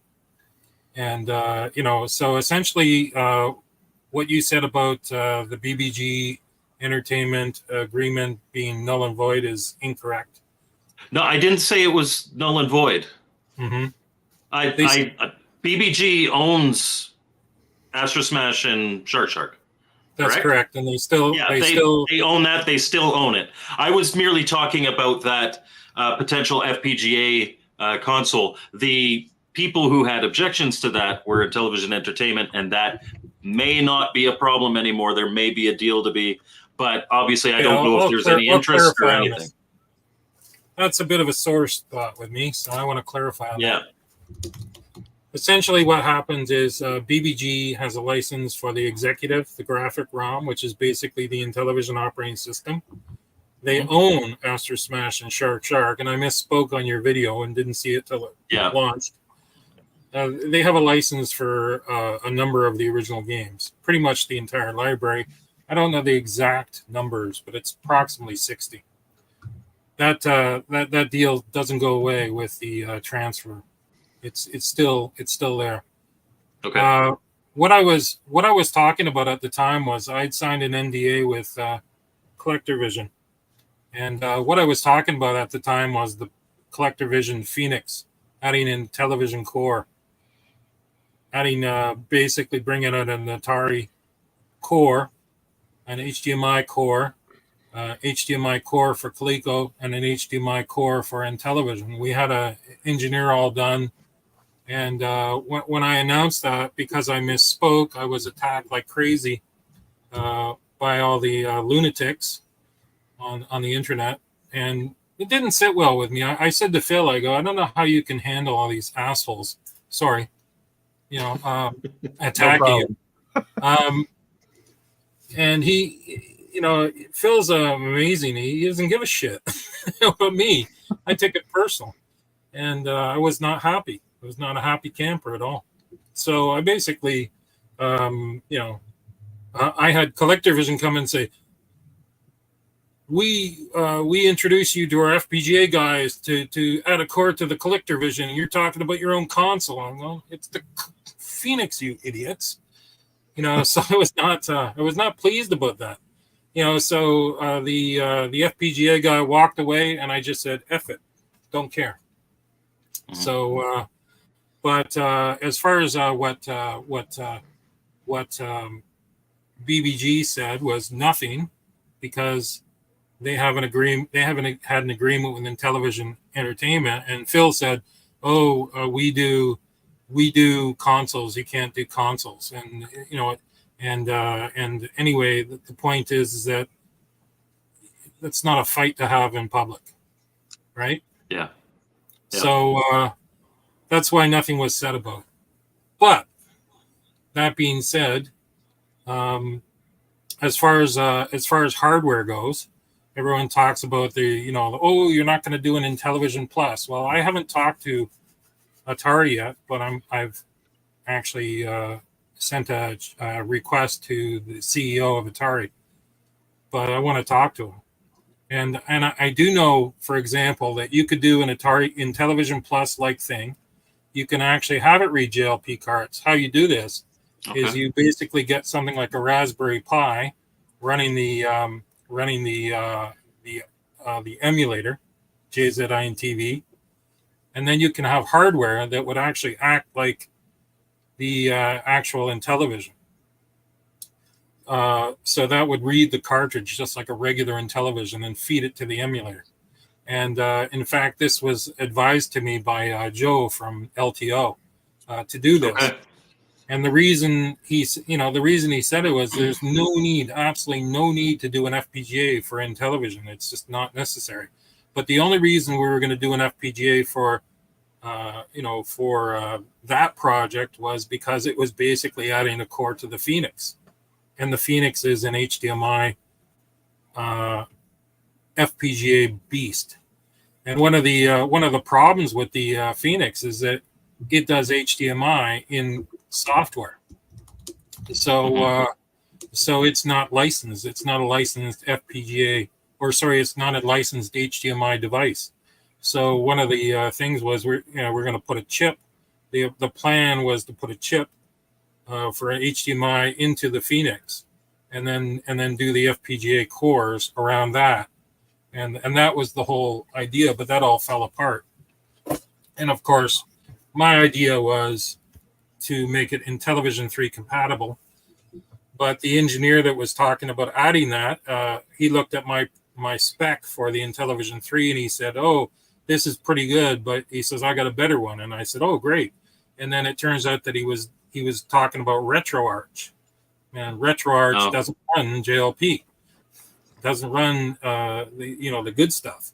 So I've been asked by various people, what should we do? I don't want to, someone talked about the MAME emulator, and I said, don't even bother with it, because you're gonna, so you release a flashback item like that, and you end up with something that can't run the newer games. Yeah. So I'm going to encourage Atari to basically do an Atari or Intellivision Plus with the capability of reading a JLP card, and I want to make that happen. So that's if you could do that, that'd be fantastic. I was going to say, I really hope they reach back out to you, because yes. I mean, to your point, I mean, if you can pull that off with emulation, I mean, you're right. I mean, the FPGA, even though us diehards would still like that, if it's not fully necessary, because there's a solution for not even partially necessary. Yeah, that, I mean, at the end of the day, there's no reason, obviously it'd be a much cheaper unit if it's an emulation box that can just read those homebrew carts just fine. Yep. So you can have a Raspberry Pi. Yeah. Mm-hmm. So I mean, right now you could take a I don't know who could do this legally, but I'll let you think about that yourself.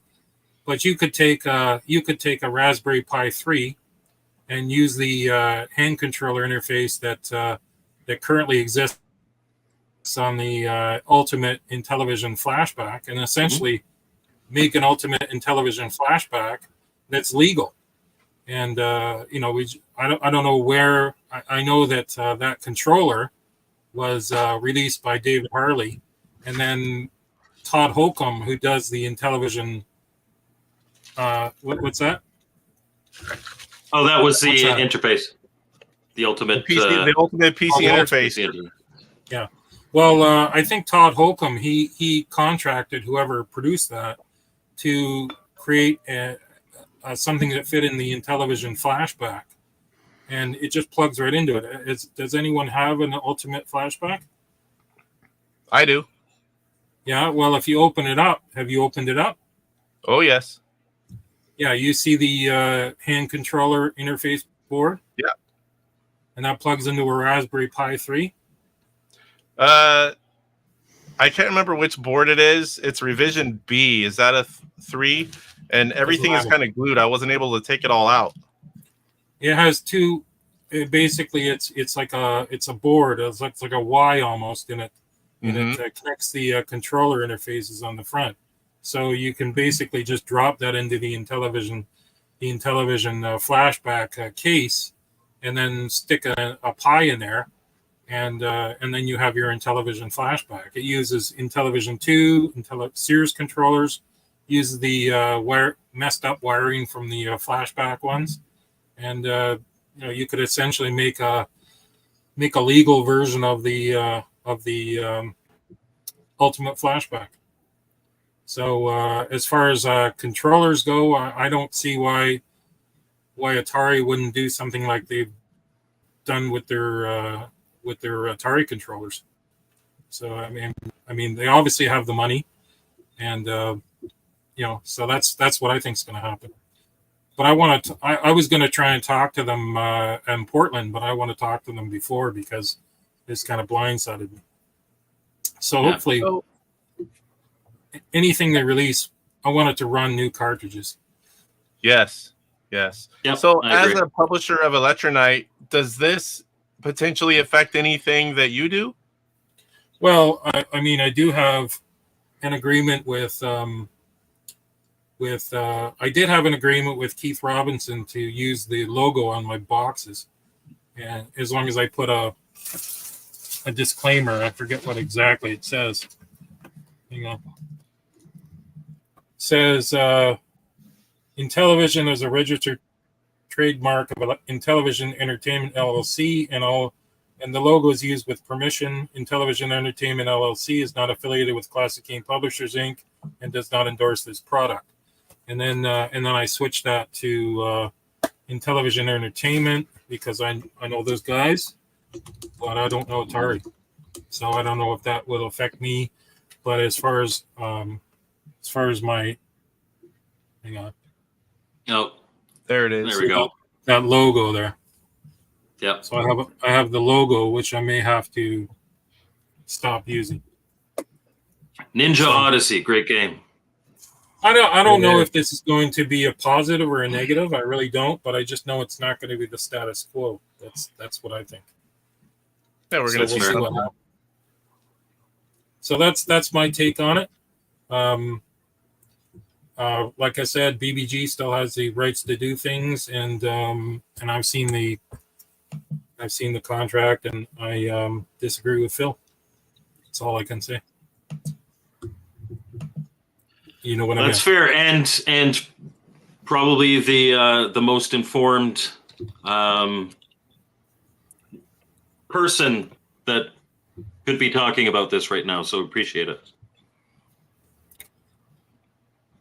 Right. Well, I mean, a lot of people are speculating and saying, "Hey, it's not gonna happen," but we'll see. Anyway, I'll let someone else get on. Is there someone else to get on?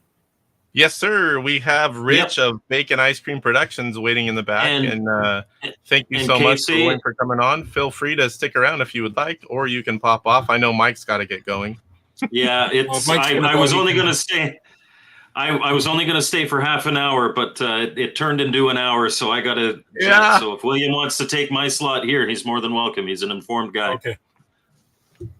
Bye, guys. Mike, thanks for coming on, Mike. I appreciate it. Take care.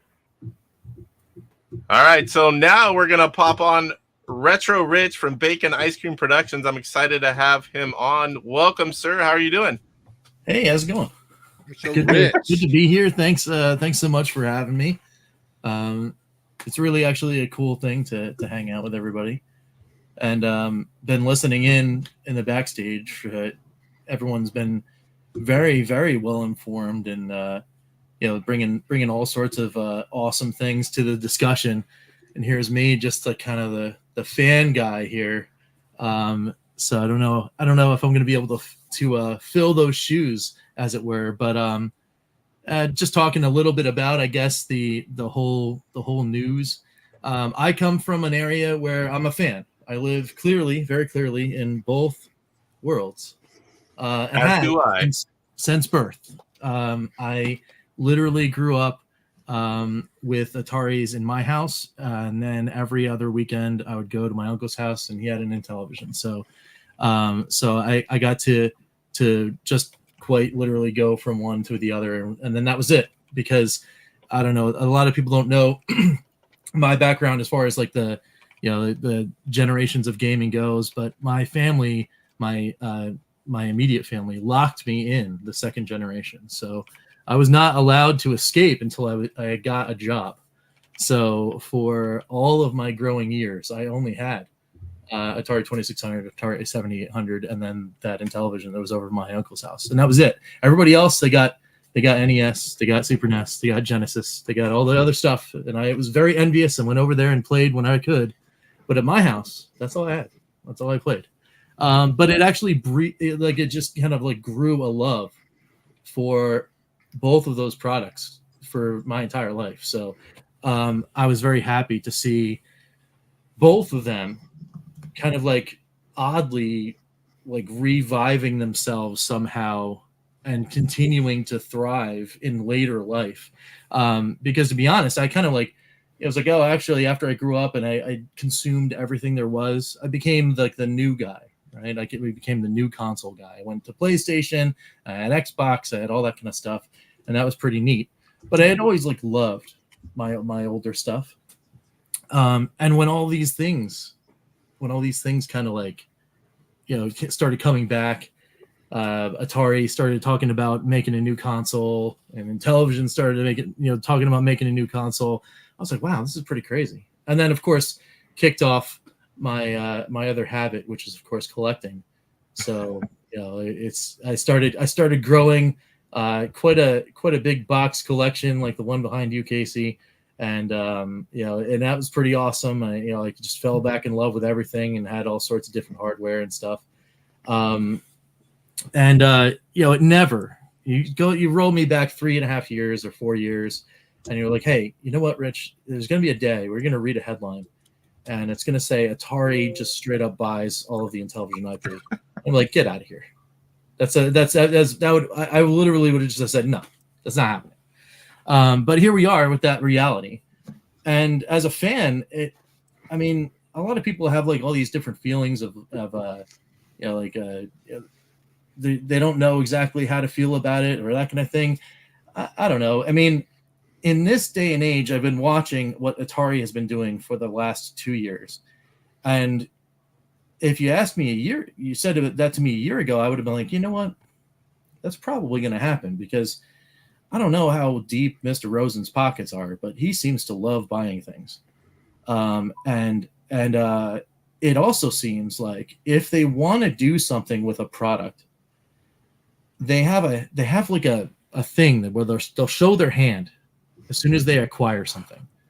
And I go back to the Stern pie, right? When they bought Frenzy and Berserk from Stern, plus a whole bunch of other properties I actually haven't named yet. They didn't even hesitate. As soon as that happened, the very next Friday after the announcement, Berserk wound up on the Atari VCS. They just did something immediately. And then it was another couple months where they had gotten the property and they went and shipped that over to one of their studios that they love working with, Sneaky Bot.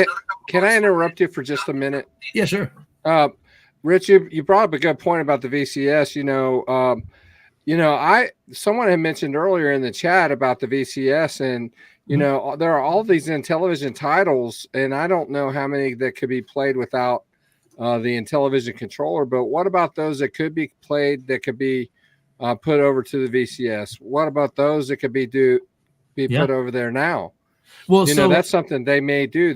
That's something that Atari would do, because no one's talking about the money that Atari does make, they don't make money hand over fist, but they do make money with original titles on their VCS. That's correct. You know, so that is a good point. Well, you want me to show you something real quick? Sure. Yes. So so here's the dashboard of the Atari VCS and the news column that they actually just started using. And lo and behold, in this first paragraph, they just like they did with Berserk, they put Dark Caverns 2600 on the Atari VCS. Now they had already purchased the M Network games back from Intellivision. I don't know, 6-7 months ago. That was already a deal that happened. But here we are. We have Dark Caverns, which of course is Night Stalker, already on the VCS. You could buy it. I already have it. It was 99 cents. So 99 cents, pretty much a good pickup. But then right after that, it says, I know, not directly Intellivision, but the VCS currently doesn't have an emulator for Intellivision games. This will take some time, but is our intentions, which weird misspelling, to bring Intellivision to the Atari VCS, where we can give a digital home to Intellivision games and to the Homebrew community. That's a pretty huge statement. That's directly from Atari. Wow. As Atari actually puts that stuff out on their news column. So this isn't just something that somebody typed up. This isn't like a comment from somebody. This is directly from Atari. And they also said this will take some time, so be patient with us. And then of course, hey, it's Memorial Day weekend. Go buy Lunar Lander for 20% off, whatever. And then the recharge titles are 50% off. All right, cool. But that's what happens when you turn on your VCS today. Also, there's an update for the VCS so that actually people are in the VCS group are trying to comb through and find out why there's an update today. Because there usually isn't an OS update just out of nowhere. Usually there's a problem that gets reported and then there's an update. But now here we have this stealth update with this announcement. So what's, are they prepping things? Are they testing things in the background? Who knows? But that's actually kind of cool. And I've been following the VCS since launch. I've had a VCS collector's edition since launch. I play literally every title that comes out on the VCS. Fun for 5. That's right. I do a series where I play the game for about 5 minutes and tell you how I feel about it. Now, again, it's just me. I'm a fan guy. I like games and that kind of thing. But I love it. I love the ecosystem. The fan base is actually pretty cool.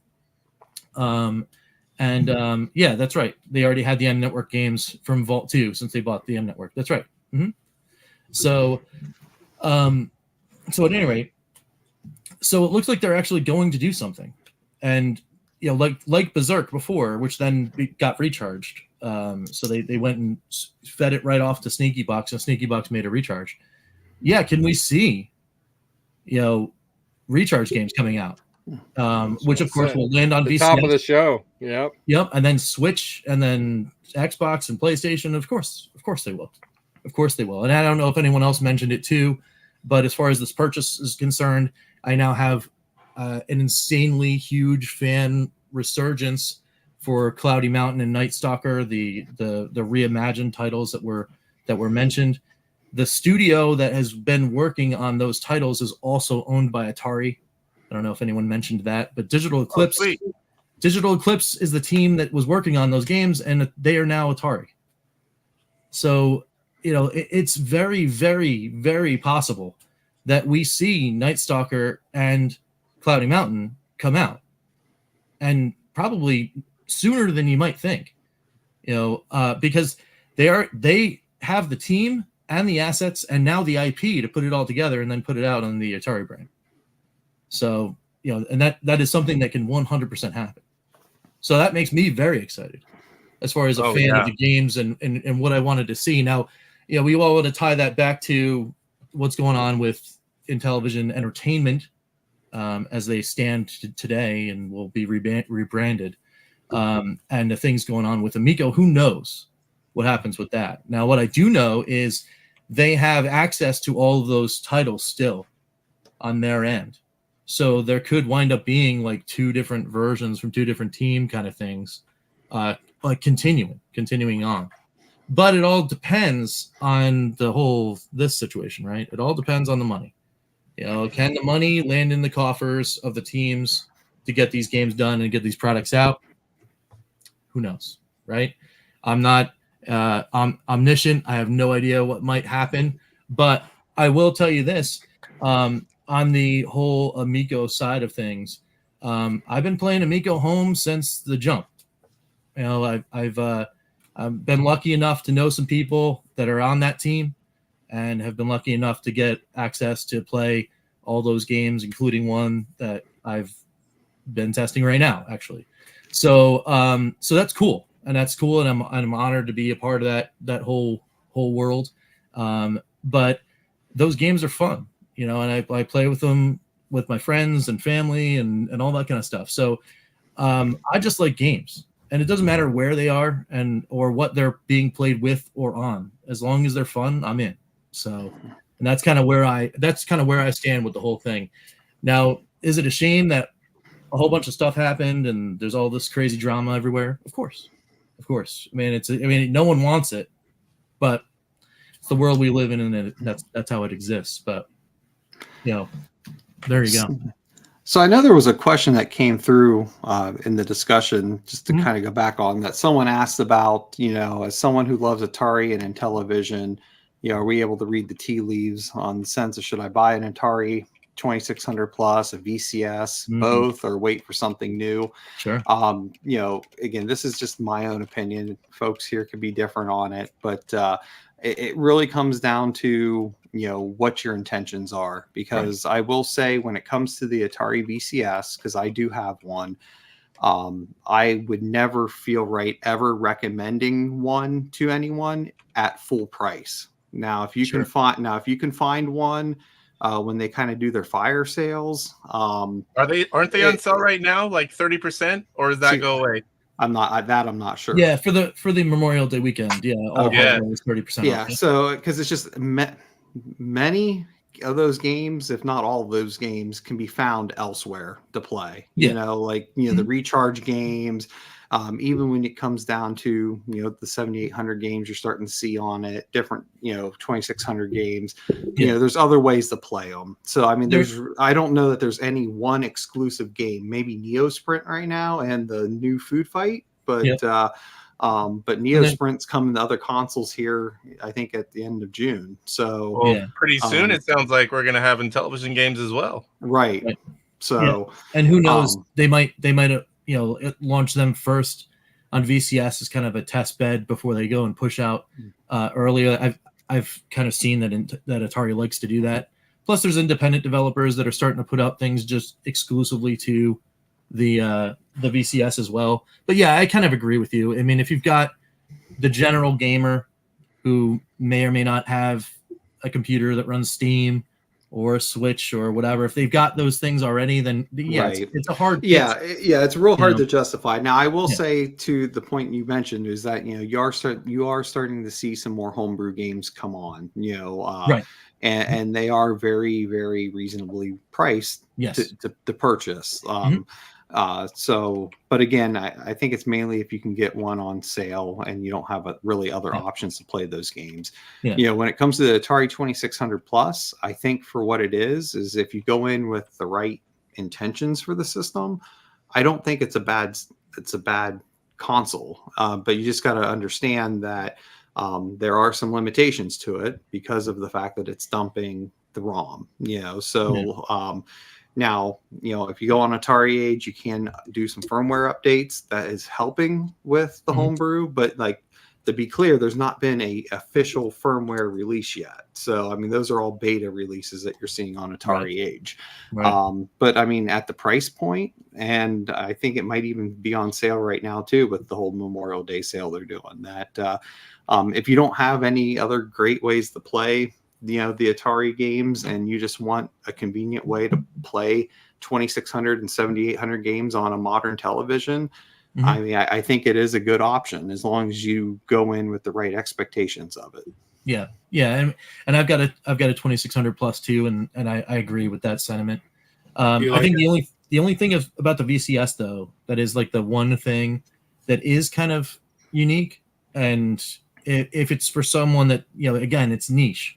So you got to be looking for that kind of thing. But the one thing that does set apart the VCS from other options, especially for games that that thrive in that kind of thing, and we're talking like the arcadey kind of thing, is this little guy right here. The Atari VCS Classic controller with the spinner is pretty awesome. You know, and yes, it the spinner itself is Where'd actually, you get that top at? I've not seen that. I was going to ask you that. I designed and made this myself. I like that. Yes, it is the bacon ice cream cone. You need something because it's like playing Breakout with a pencil. Yes, without something. That's why, you know what I mean? That's why I made this. That's why I made the topper, because I love the fact that I could do the spin, but you got to, like, it's almost like you're holding a chopstick. You're like, you can't. That's what I'm saying. Yeah, you got to get a little more meat on the bone. You need to sell those, man. There you go. So, yes, I would buy one. I have 2 VCSs, and I play them from time to time. And I love those controllers. Like right now, when they're on sale, $200. You get the retro controller, the classic controller, and the console. And if you take out the price of the controllers, it's not really that much. Right. I recommend it. Like, you guys were saying, if you don't have another way to play these games, HDMI. Now we've got, Intellivision games probably coming out as well. They're starting to work on more games. And a lot of them are other places, but not everyone has every single console that comes out. I like the VCS. I like what it is. This question came up. I don't know if you know, Rich, where to go here. The install base of the VCS. I wonder what that is. Are there any numbers anywhere? I don't think Atari's ever put anything out, to be honest. And if I were to take like a betting man's guess, it's small. It's a small user base. And you can kind of extrapolate that from, like how many people review a game, especially a popular game that's out on the VCS store, because you can see those numbers. You can see how many star reviews you get on the stores, and that's not necessarily a big indicator. But on a hot title, you can get close to 100 reviews, but that's to people that feel like hitting the X, on the star review. But I don't. They've never, and obviously, they're not going to, because it's not great numbers, Right. But I mean, but the key thing to it too is just the fact that they've ended production. So like everything that they have is like the quote unquote major overstock they have. So I mean, they quit producing because they have too much. It's kind of like the Atari Jaguar all over again, I mean, but again, it's not bad if you're getting it on a deal. Like I said, I would never recommend it to anyone paying $400 for it. I wouldn't either. As much as I love the thing. I got 2 of them on that $99 sale. Yeah, that GameStop sale was the best. Yes, I have one already, because I got one, not the early one like you got, I forget what it's called. But I got them right afterwards. And then when I saw that $99, like, oh, I'm buying a couple of those. That's worth it just for the controllers. Right. So they have Intellivision emulation on the Atari VCS now? It was on there that they're working on it. That's what that announcement said. Yep. Yeah. You think people would be interested in Electronite games? Well, yes. I'll tell you right now, as someone that reviews every single thing and buys every single thing that goes onto an Atari VCS store, I can guarantee you that if you put something on the Atari VCS store, I'm buying it, and then we'll play. I was going to say, I would say, what price should I charge? I mean, hey, I was going to say, I think most have been between 5 to 10. Like none of them, I think, have been over $10 for the ROMs. For the on the Atari VCS store for like the homebrew Atari games that have been ported over. Oh yeah, most of them can go more than that. They sit around the $5.99. Right. I was gonna so it depends on the game. Yeah. But I would say if you port your games over once they have Intellivision support, you would probably do well. And it's just because at the end of the day, I don't know the exact number, but there's probably only about 150, no more than, not even, I know there's not more than 200 games on that app store for the Atari over the last 3 years that it's been out. So it's currently at 100. I mean, I don't go by that. It's about 165. There you go. So in Is three what- so in 3 years, the catalog's about 165 games, Yep. and again, a lot of them are like homebrew or original ports of like the Atari 2600, 7800 stuff, Yep. and then of course the recharges and like the Atari 50s on there, But Yeah, that's right. but no, I think your games from Electron Light would have a lot of support for sure, because some of the latest homebrews that have been brought out have done really well on the store. Yeah. So I mean, you figure like, all right, well, let's just take Block'em Sock'em for example. It was $8.99 at launch, and it's still $8.99. So that's an example of a homebrew game. This is a port. So Asteroids Deluxe is a port. Was at $5.99 for the 7800 ROM. But then Dark Cavern 2600 came out this Friday at 99 cents. So I'd like to put this game on. Whoops. Starburst Center. oh yeah. I mean, It's a voice. It's a voice game too. That is a I'm good all game, by about the it. way. I am all about it.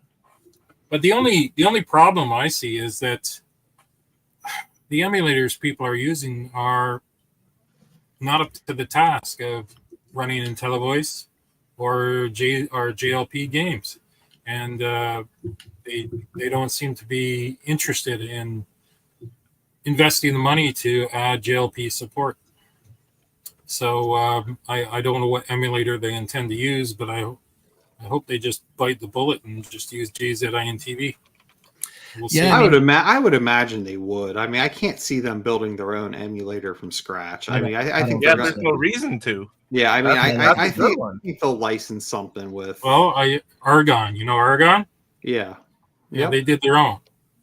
I can't run JLP games. They have to add that. So they're not going to just want to switch to JZINTV, even though it's there's issues with what do you call it, GPL, General Public License. So they're having troubles with with that kind of thing as a commercial product. So hopefully that can be figured out. That's what I'd like to see. Yeah, I mean, and William, if you're interested in seeing if you can reach out to anyone over on the Atari side of things, hit me up, because I do have some, not a lot, but I do have some contacts over at Atari. Maybe kind of introduce you to some people or something. I went on LinkedIn and tried to connect in with the president or the CEO.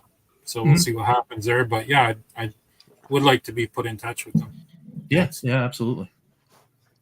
So yeah, that'd be cool. So anyway, I don't want to take up too much more anyone's time. So I can switch out with Chuck here. I see. Yep, I DJC snuck him now. on there just so he could participate if there was no one else waiting. Nice. But thank you for coming on. It was nice to have you on the show. Rich. Yeah. Nice meeting everybody. Thanks so talking much with for you. the discussion. It's been awesome. It's been awesome. And thanks for showing me that all of us that screen on the VCS, because while I do have one, I don't get on it as much as I should.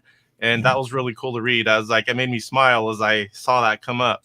Yeah, no worries. Yeah, and shout out to John Willig. It's a friend of the channel and a GTC member. Actually, he was the one that found it. So scoop to him. Now, also, I mean, I don't know if you were the absolute first, but you were the first one that had a video out on the sale that I know of. And everyone was watching your video. And, after this show, because of the title of it, I have collected all the YouTubers, all the articles, all the different things I could find that were relevant to me. And I have them all on one link. I'm going to post them on Facebook, and they'll be in the description. So anyone that wants to see other people's take, other people's videos, different websites and discussions, I put everything into one spot. So we'll have that there at the end as well. Before you leave, I want to say something, Rich. I love your patriotic Atari shirt. That is awesome, dude. Yes. Yeah. Love it. I had to break it out for today, man. Yes, sir. Good day. All right. Well, thanks everyone. Yep, Hey, Rich, I thank you for coming on. I appreciate you making the time as everyone else, and it was good to hear from you. No worries. Anytime. All right, so next up we have DJC Game Studios. Tell us what you think of Atari buying Intellivision.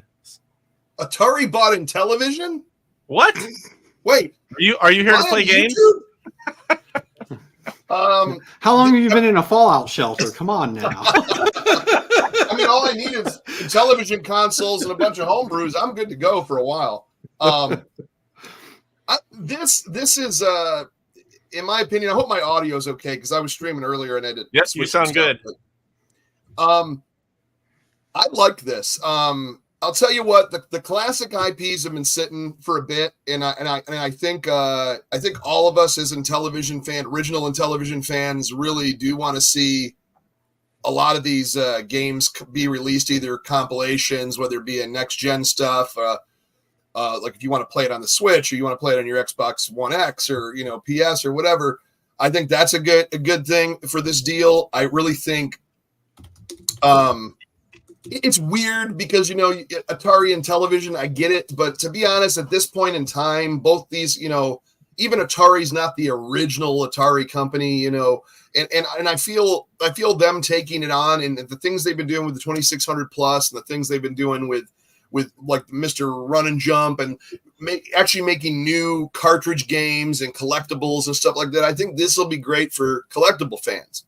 Now, I also think, and this is me speculating, nobody quote me on this. I think Atari as a company and the people that, they just got Digital Eclipse. They just bought Atari Age. Now, you figure if the CEO doesn't know, or whoever's in charge of this section of like the classic IPs and the purchasing doesn't realize the insane amount of love for the homebrew community, I think that might have been a main reason that these IPs got bought up and this trademark and name got bought up. And I couldn't see them not welcoming a company like Electronite, Intellivision Revolution, Intellivision Collector, and all these CollectorVision, everything that's out there that's been making these games for the past so many years. I think that's the plan. Like I said, don't quote me, but I really think that was the plan, is because there's so much want for this right now. Especially on the Intellivision side, we had, and I'm not going to get into Amico. I'm under NDA for that company. I'm not going to talk about what I may or may not know, but as far as the classic side, I don't think we would have saw anything from the classic side or the homebrew side other than what's been going on, So I think Atari taking this, I think they want that. I think that, like I said, that's my opinion. I think they really want this. I think we're going to see a lot more classic stuff.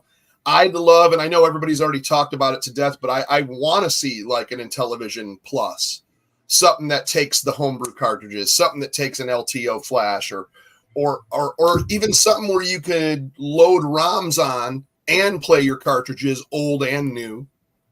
I don't know. That's kind of where I stand. I think it's good. I'm pretty confident that's why they did this. I don't know. That's my opinion.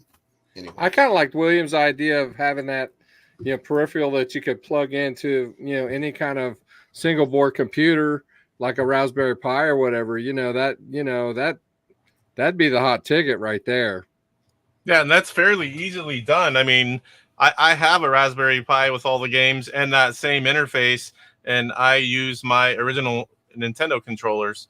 I mostly play on my Ultimate Flashback, and I do have original consoles that I have modded now, but I mean, it is a fairly good way to play. Not everyone likes emulation, though. Some people, they want real hardware.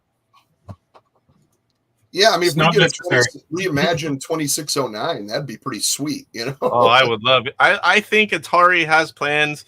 I think they have plans they might not even know about yet. But I look forward to, and I know all of us are going to be talking about it every time they have another step or something's coming out.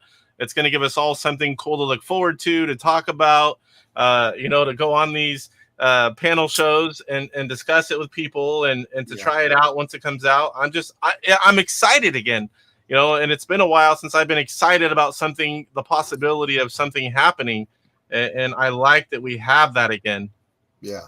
What really disappointed me most with regards to the CollectorVision Phoenix deal blowing up was the fact that we were going to add Intellivision 3 support, not to be confused with the Super Pro 3 or the the real System 3, the real Intellivision 3 with extra moving objects, extra resolution, something that's compatible. And I mean, what you could do is you could actually use you could use the existing JLP boards, which here's one, and you can put both of the games on the same cartridge, and you can plug it in. You can say, hey, is this Intellivision 3 compatible? And if so, give something that has higher resolution and more moving objects and multicolored sprites versus the monochrome background cards, which is essentially what we have now.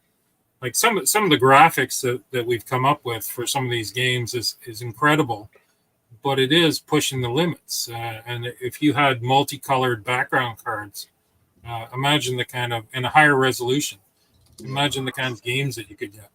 I think it would be awesome.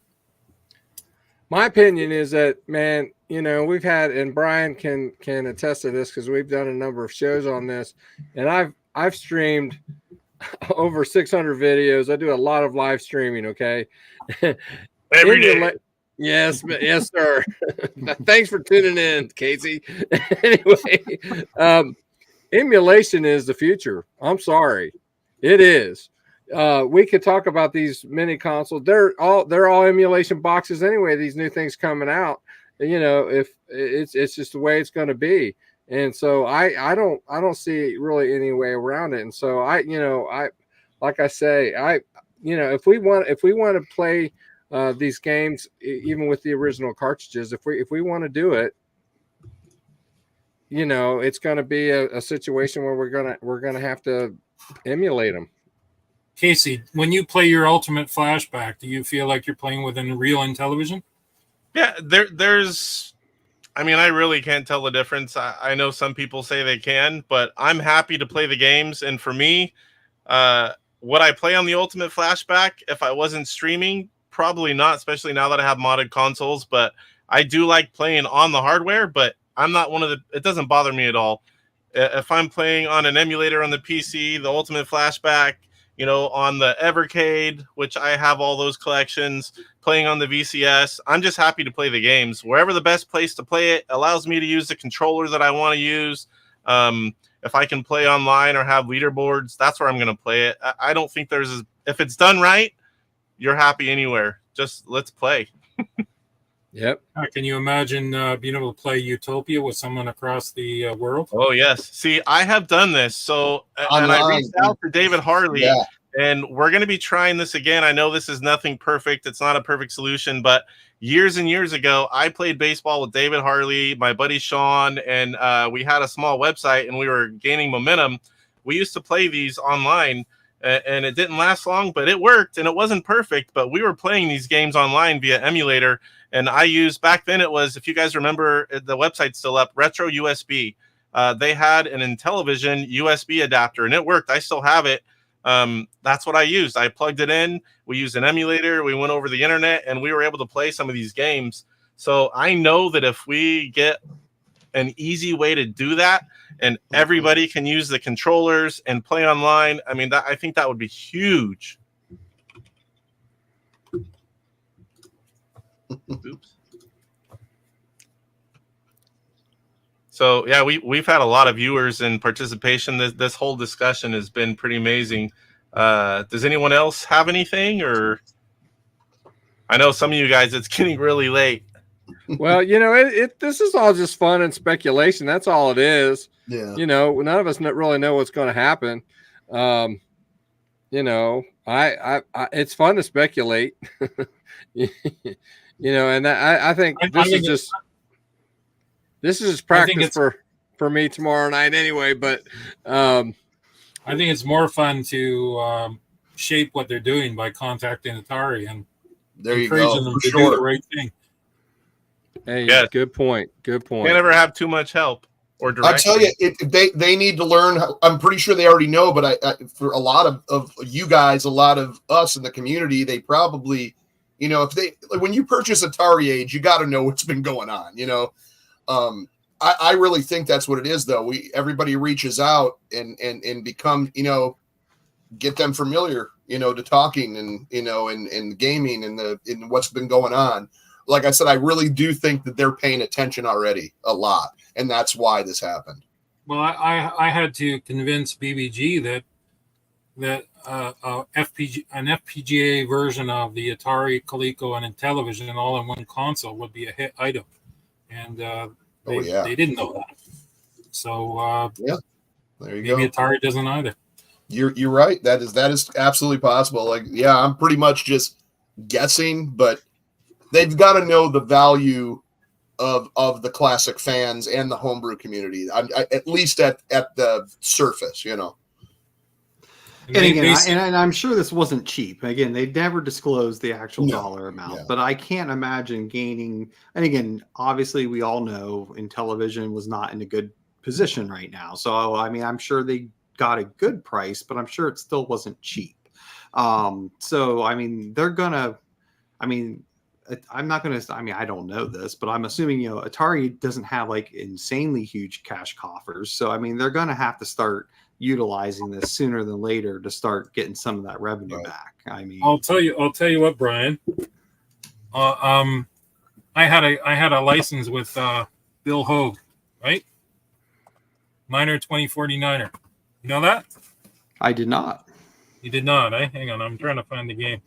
Anyway, I was talking to Bill Hogue once, and suddenly he just blindsided me. He used the cartridge shortage that we were experiencing because I wasn't sending him money because I had nothing to sell, and canceled my contract because apparently someone that he wouldn't identify threw a ton of money at him. Wonder who that was. Oh.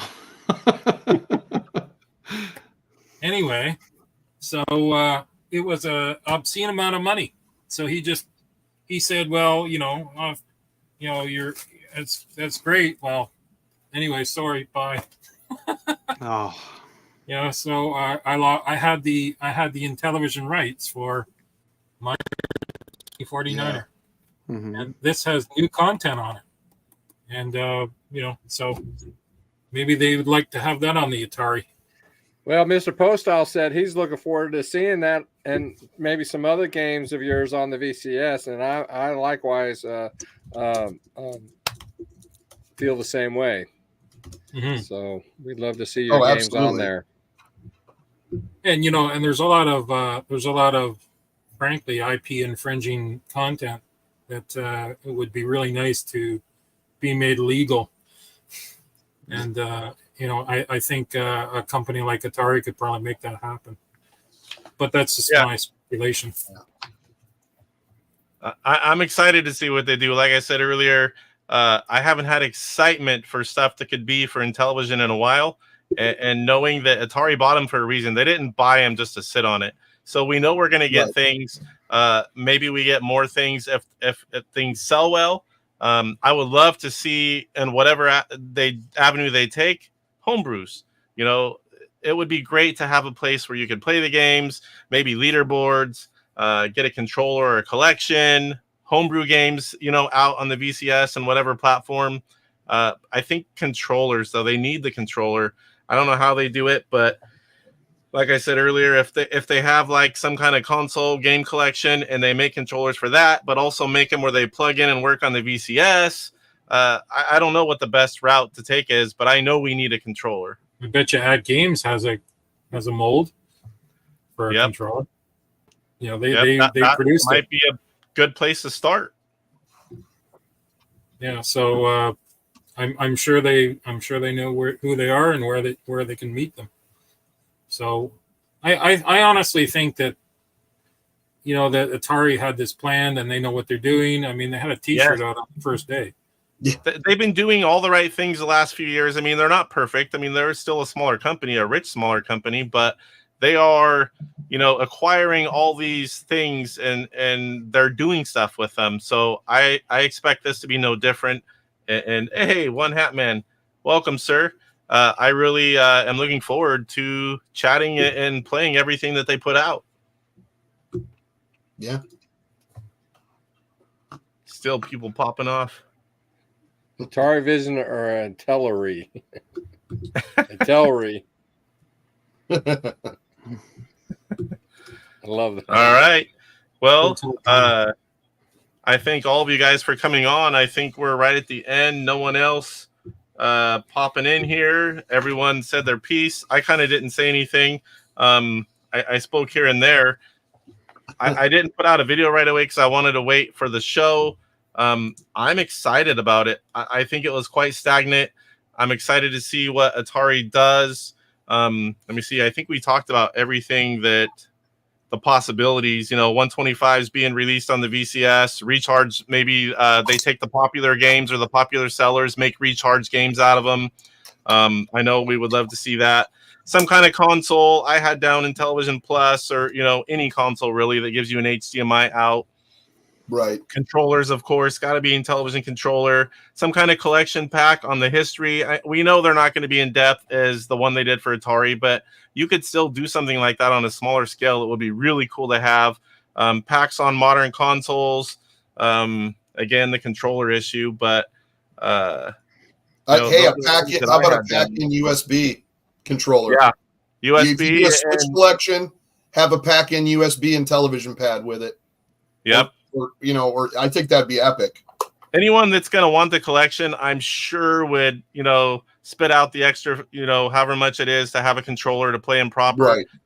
Maybe you could have two versions. I don't know. The one thing I don't want to see, obviously if someone's using their IPs, that's a little different, but I hope there's not a crackdown on the homebrew scene. I hope it's an embracement of the homebrew scene and all the fans. Obviously, someone's not going to put out, one of their IPs and call it the second or third version and sell it.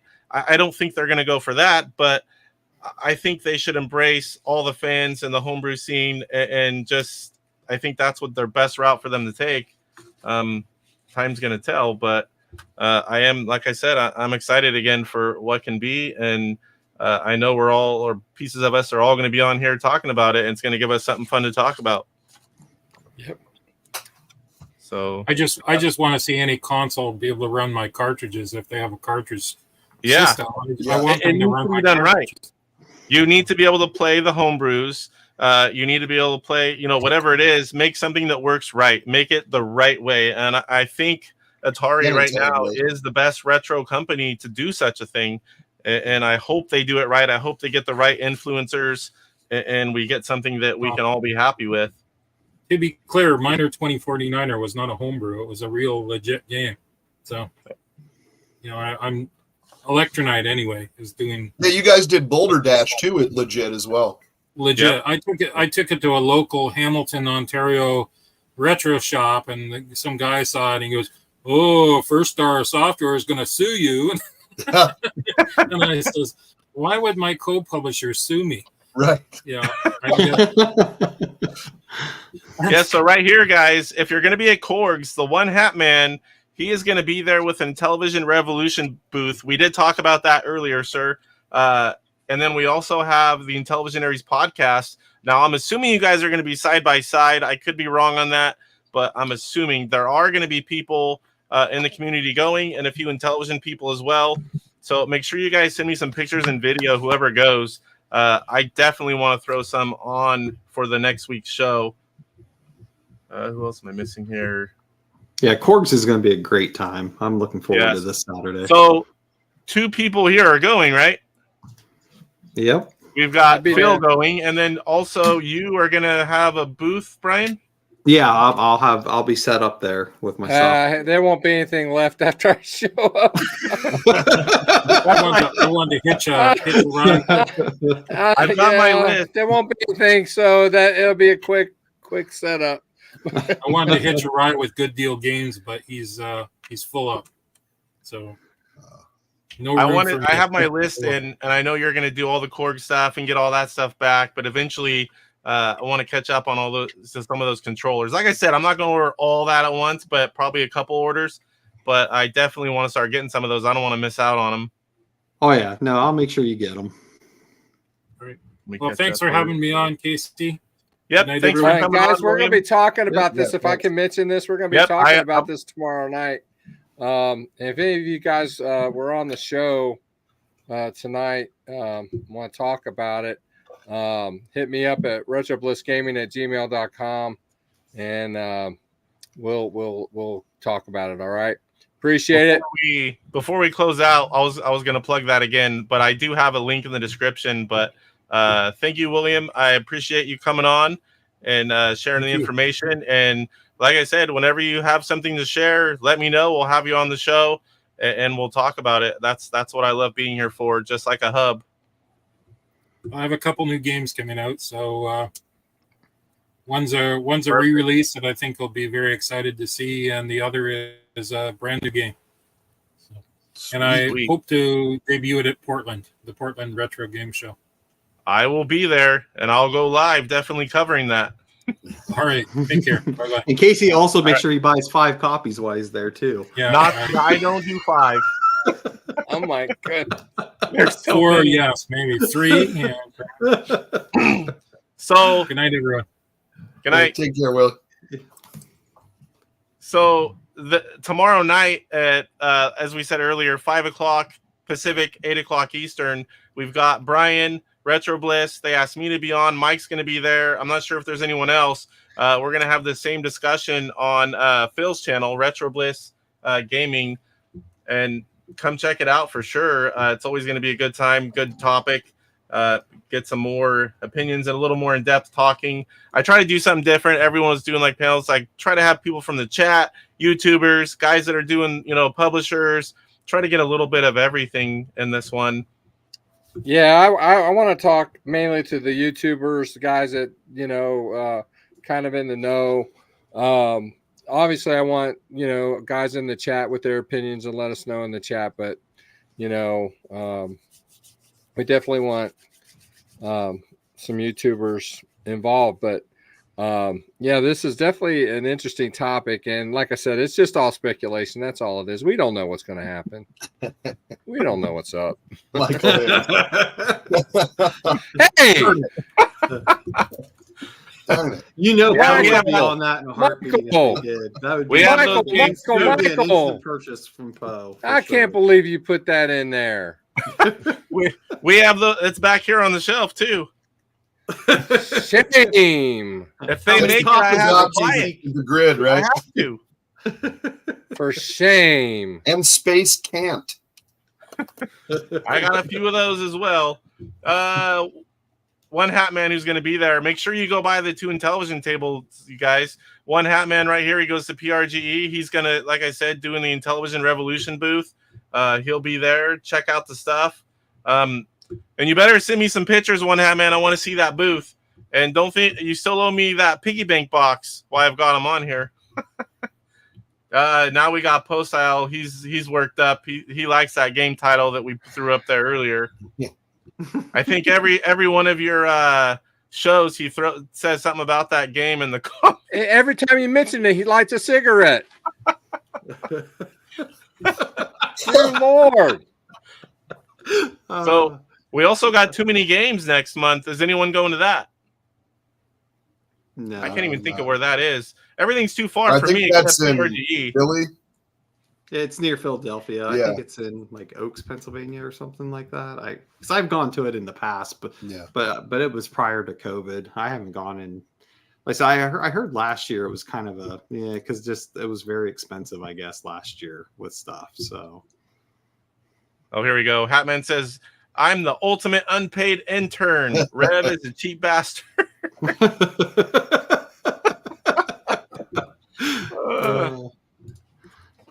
Yeah, watch out. One Hat Man sells merch. They might have big surprises in them. Uh-oh. I know what that means. Some of you guys don't, but I do. I have some of that special surprises in the room back here. Oh, man, I am way behind on chat. Started listening, talking and everything, and it's like I got way behind. Try to catch a few of them. But that's about all I've got. If you guys have something else, let's bring it up. I know, again, it's already 2 hours, 20 minutes in, and I expected it to be a fairly quicker one, and it just kind of evolved and went to a really long show. We had a lot of guests though, a lot of Yeah. good talk, man. It turned out to be pretty nice. I am going to have a show on Wednesday at 9:30 Eastern. A new retro show. I will be talking with. I'll have Atari Creep and some other people on. Now, was this the DJC show or is this something else? What's that? Is this the DJC show or something else? This is something completely different, brand new show. It will be both on both platforms, on Rumble and YouTube simultaneously. But yeah, I'm going to talk a little bit more about this. Just kind of speculate on the things that we could, that could be done, and talk a little bit more, because it really is fascinating that this happened, and it just, I mean, when you ever thought, as a little kid that you'd hear that Atari bought Intellivision, Yeah, that's crazy. It happened while I was sleeping. I woke up at like a 5 something, and I'm all, what? And then, of course, I had to go to work, and I had to watch videos all day long of people being able to talk about it, and I couldn't do anything. I couldn't even go on and do like a short, because we're not, where I work, we're not allowed to record and have video anywhere inside. So I'm not doing anything like that. Chance getting in trouble. So I was just watching everybody all day. You couldn't even go into the bathroom and go, guess what? Do like the little what do you call it? The green screen where I could take out the bathroom. So I'm like, you know what? It's already been a while. Everyone's already kind of got it out. I'll just wait till the show and try to do something. And it turned out pretty nice. And appreciate you got everyone coming on, whether you're still here or you're gone. I really appreciate everyone coming on. It was a really fun show, and we got to talk about kind of everything. It's like in one little spot. And I'm looking forward to being on the show tomorrow. We've got a lot of ideas to talk about, plus whatever we already had. So, all right, guys. Well, I'm just going to catch up on chat here. So that's pretty much it as far as the Atari buys Intellivision. And thank you guys. I can see it in your eyes. It's late for you guys, but I appreciate you guys. For 2 hours, so I'm like, you're always that late, but these guys. Appreciate you guys coming on and sticking around, and I shall see you guys tomorrow. I haven't told the wife that I'm going to be on another show. She's going to love that, but I've got it in the just calendar. now found out for you. No, she doesn't watch. She doesn't watch. Well, guys, I don't think the Bliss rewind show is going to be 2 hours. We don't do that. So. We're you guys go on. We're 2:20 right now. Yeah, we don't know. Yeah, we might. We try to stick to an hour. Sometimes we'll go a little over. I think we've been like an hour 20 minutes, maybe. Yeah, on a good one, but. Yeah, make sure you guys look for the Hat Man. You'll know him when you see him. He's a good guy to chat with too. You guys will like him. I'll be there. I'll be saying all hi. right. Well, we'll see you guys tomorrow. I'll let you guys get out of here. I know you don't want to stick around till wee hours of the morning. Appreciate you having us on, man. That was cool. Well, if you've got time, sir, you can stay if you got time. Yeah, it's getting late here. I gotta. Yeah. Oh, sorry. I pointed that way. I meant to point. Oh. Oh, me? Yep. See you guys. Bye. All right. Good night. We'll see you tomorrow. Later. If you got time, we're gonna do a 5-race horse racing live. I don't know if you want to partake in that, or I know you probably got stuff to do too, but it's kind of late. But I'll stick around for a couple races. I can have some fun. Well, I'm going to do a short one. I have my own ROM, so I can do 5. It's a shortened version. We'll call it half a game. Let's do it. So let me catch up on chat here because I'm way behind, and then we'll see if we got enough people to do it. One Hat Man, no idea what we're talking about. Recommendation for an Intellivision flashback to USB adapter. Right here, I'll put the link in the description. Intellivision flashback to USB adapter. I was thinking you said something else. Intellivision flashback to USB adapter. There are ways to do it. This right here to a computer. Search the ultimate PC interface. You can find it on Intellivision.us. That is for Intelligent Vision, David Harley's website. They still sell them. They work great. That's what's in the ultimate flashback, pretty much. That might be a modded version, but it's the same thing. So definitely go give that a check it out. IR Geek, The info and opinions have been great. Yeah, we got to hear from a wide variety of people, from casual collectors, serious collectors, YouTubers, publishers, guys that have been in the industry. It's like we got a little bit of everything tonight. Yeah. We see here. Here's Cyrus. We did miss Cyrus, though. He popped in, and whenever I was going to pop him on, I didn't see him at first because his picture wasn't there. I didn't see his pretty face. Don't forget to mention Brian's awesome joysticks and stuff. They are amazing. I want to get a spinner from him. I'm just dragging my feet. Yeah, I have that spinner you're talking about. Look up BD Retro Mods. Great controllers. Oh, I do have one more. I don't want to forget. I got to play this one more. Someone sent me an audio with a video background, and there he is. So let's play this one video before we start. All right, this is the Guppy Czar, aka the Game Czar. I just wanted to chime in for Casey's video about the Intellivision being purchased by Atari, and kind of put people's fears to rest. I know it's kind of sad for some of us old guard that have watched the old console wars, but the fact is Atari is putting out products. We could see Intellivision recharge games. We could see maybe an Intellivision anthology. We could see maybe an Intellivision Plus console like the 2600 Plus with the HDMI. So I think it's, regardless of how you feel about the previous ownership, it's in better hands now in that they're making products. And personally, I look forward to seeing what they do with it, man. I just want games. Anyway, have a great video.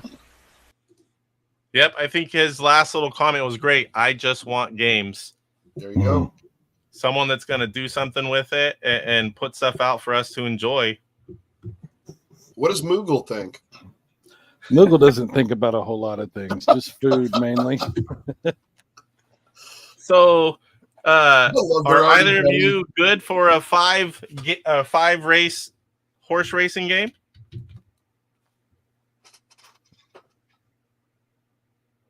First of all, I'm assuming that I didn't know if you came on because you wanted to tell us your bit, or if you were wanting to play horse racing. Oh, you're talking to me? I thought you said Brian. I was like, oh no, you guys. I don't think I said Brian. If I did,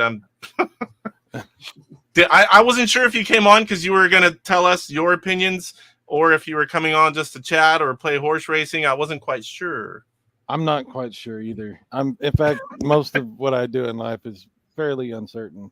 Oh, he's racing. He's racing. He has to make up for his big win earlier. We could do, you know what? I thought it would be fun. I just like chit chat with you as we do the racing thing and make little, commentary type stuff. Oh, that'd be fun.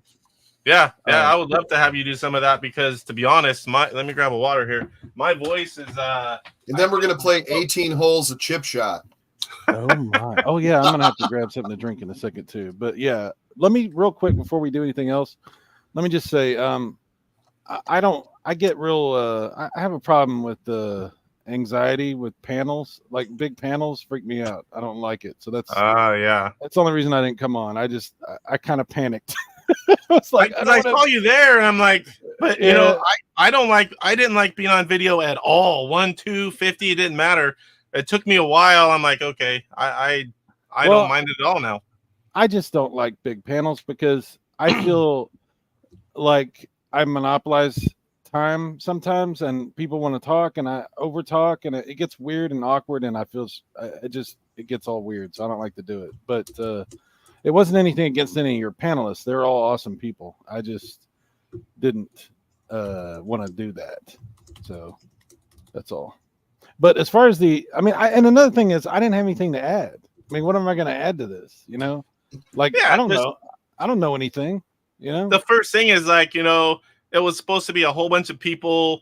It's like, hey, I know they bought them. I'm looking forward to recharge games, or I'm looking forward to just seeing whatever they do, or I'm excited because they're going to do something with it. But it quickly evolved into everyone, had some good information. Some of it was repetitive, but everyone was really detailed, and it turned out to be a pretty cool show. The viewers were off the charts for my small channel, and they stayed. I never saw the numbers dropping. They just stayed.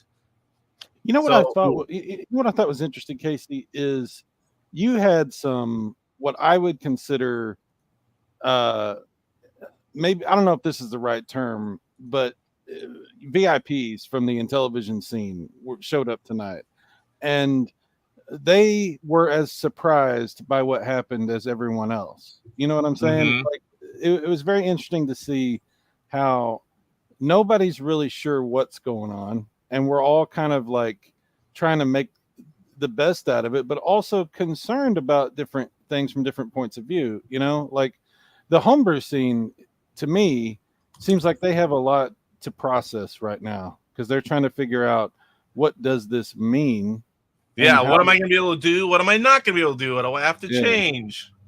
Yeah. So seeing it from that point of view and seeing, like, you know, William Moeller come on and talk was very fascinating to me because I have an enormous amount of respect for him, especially knowing everything he's done for the community and everything he put up with. I highly respect that guy. And he's somebody that has been around forever and knows stuff that nobody else knows. None of us. But guys like that. You had guys, you had big time people on tonight. And so again, I was like, I can't be on this panel. I can't do this. I have to go. That's the whole point of this, you know, is trying to be a little bit of everything from the guy that casually views to all the way up to guys that are publishers and YouTubers and everything in between. And that's what I tried to do. But are you guys ready to play some horse racing? Yeah, let's do it. I got to run grab a drink, but I'll be right back. Y'all keep doing whatever you're doing. I'm gonna grab my bring saddle. it up here. Roger, I'll start it here in a minute. Who else is in, guys? So we got Roger.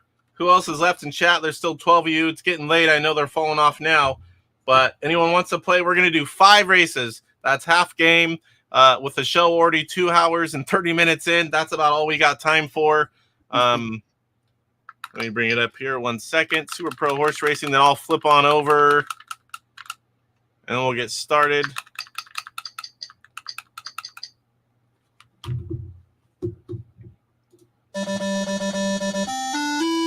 Kurt, are you in, Kurt? All right, there's 2.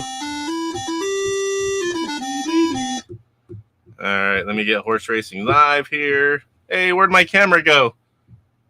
Oh, I got screwed up. Okay, I'm going to have to close it out here. Give me one. Let me get back over here. Technical difficulties right at the end. Nothing but professionalism here. Oh, I see. It's like it's slid over, dude. I see your square. It just slid over. Yep. Sometimes it gets weird. So I've learned that I can't just edit it because when I close it and come back in, it'll be back and it'll be screwed up again. So I'm going to come out and right back in, or close the OBS, and then I'll just change it over. That should work. Let's see here.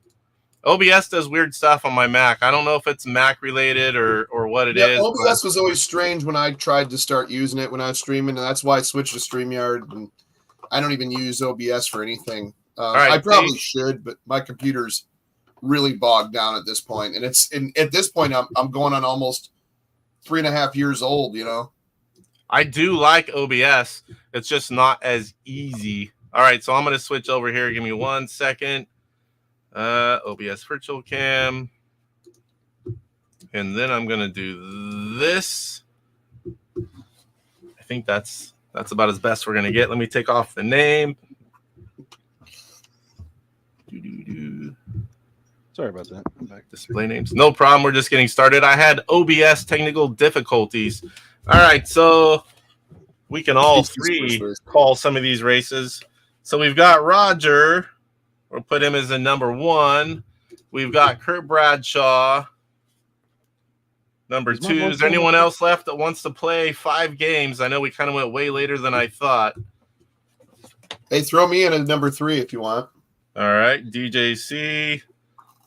Yeah, I'll go in. Last chance, guys. 5. We're going to do 5. It won't take too long. We're going to have a few different guys calling the races. So we got Roger, Kurt, DJC. Who is next? You can put me on there. Cyrus.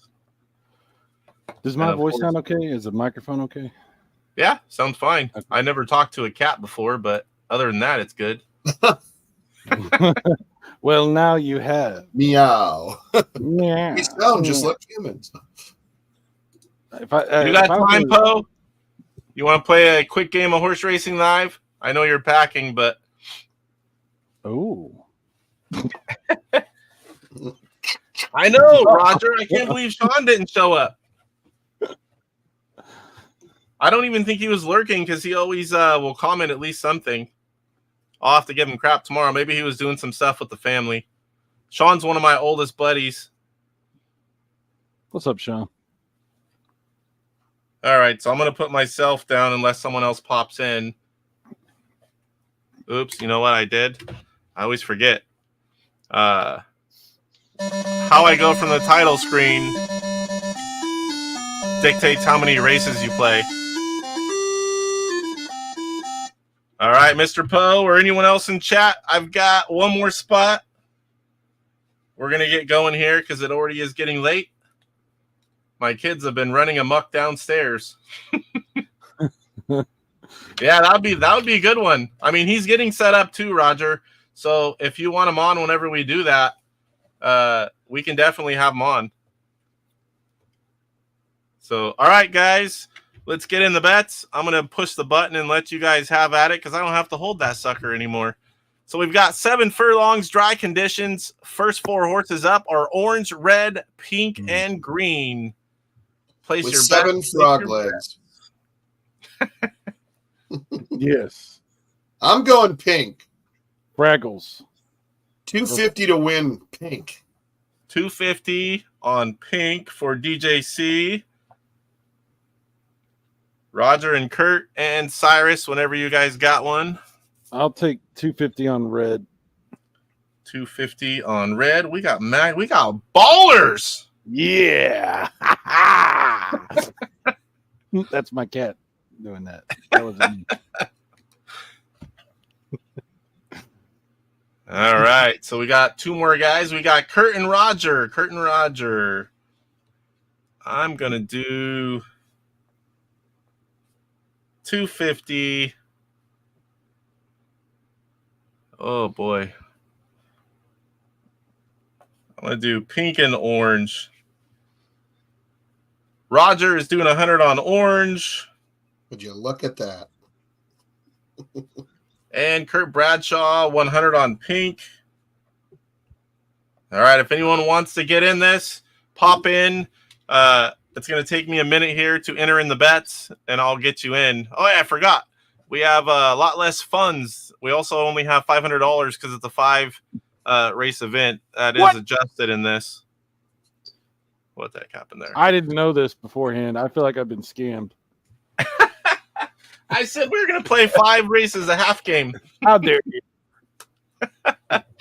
100. So Roger's number 1. 100 on orange.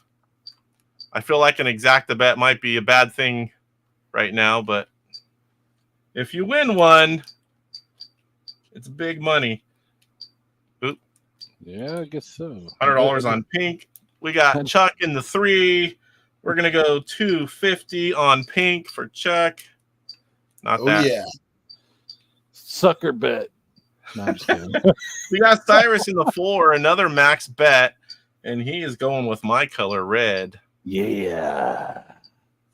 Mogul, shut I up. am the 5. I did 250. Exacta bet. I'm going with pink.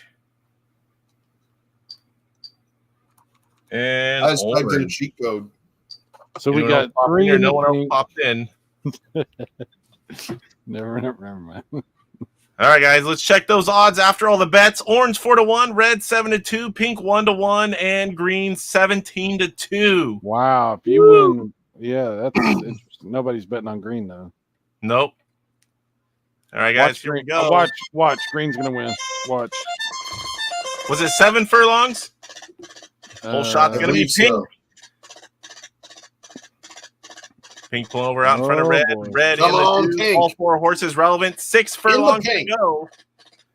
Ooh, it's a long way to go. Anything can happen. Green's going to come up. Watch. Green's coming up on the outside of red. No. On over. Now Damn it. green looking like I they knew can it lead was with gonna 4 furlongs happen. to go. Drop in. Pink to the 2. 17-2. Odd horse now leading the race. Throwing orange off the screen with 3 furlongs to go. I knew it. How did I know that was going to happen? None of us picked green, and it is not looking good for our bank accounts. Damn it. I don't like this. Someone's getting whipped. I don't know who it is. 1 furlong to go. I don't think anything's going to change here. It's going to be green. All of us are losers. We should have bet on the Red, money horse. pink, and orange. My 2 horses came in last. In the same order, but in last. Wow. That's ridiculous. Damn it. All right. Here we go. Next one is 4 furlongs, muddy. We've got only 1 returning horse, the winner green. We have 3 new, blue, yellow, and violet. 4 furlongs, muddy. Place your bets. 100 on violet to win. 100 on violet for DJC. I'm going to bet 250 on blue. 250 on blue. Short, muddy. Yeah, green took a while to get going, so I don't know if I want green on a short one. If I lose everything on this. Yeah, you're all in on this one. Yeah, screw it. Let's do it. All right, so what am I going to do here? The other 3 horses are unknown. Oh, boy. Roger and Kurt. Oh, there is Roger, 100 on yellow. Did Kurt place a bet? Did I miss that one? No. Kurt, place your bet. I can't decide which horse I want to go with. Green, 100 on green. Green 100, yeah. I mean, green definitely has some legs for sure. Yeah, but remember he took a while to get going. I'm going to go with 100 on green. It was all steroids, guys. All drugs. It's all drugs. What the heck? Oh. All right, so Roger in the 1 is going to go for 100 on yellow. And then we've got Kurt, 100 on green. DJC in the 3, 100 on violet. We've got Cyrus, max bet, all in. Wow. Moogle. It's Moogle. On blue. Me. Right. An unknown. Not me. So. Yeah, I'm not making this decision. I'm going to go with 100 on green because I can't think of anything better to pick. Who's the pet of who? All right, let's check those odds after all the bets. Oh, boy. Blue 5-2, yellow 7-2, green 5-2, violet 7-2. Cyrus, you want to call this one? Yeah. Oh man, I forgot our names. What the heck's the matter with me? Blue, yellow, green, and violet stepping up to the line. Ladies and gentlemen, the bets are in. We're setting up here. Violet. Yeah, give me 1 second. Things I forgot could turn violet at as the blue sky. I don't know. I don't know. Let's all go outside and touch green grass. Hopefully, none of the horses turn yellow. Oop. Did I screw that up, guys? Yes. Yes, I did. There we go. Close enough. All right, guys. Here we go. He doesn't know how to spell your name. Shut up. What did I do? Moogle was complaining. Don't worry. Oh.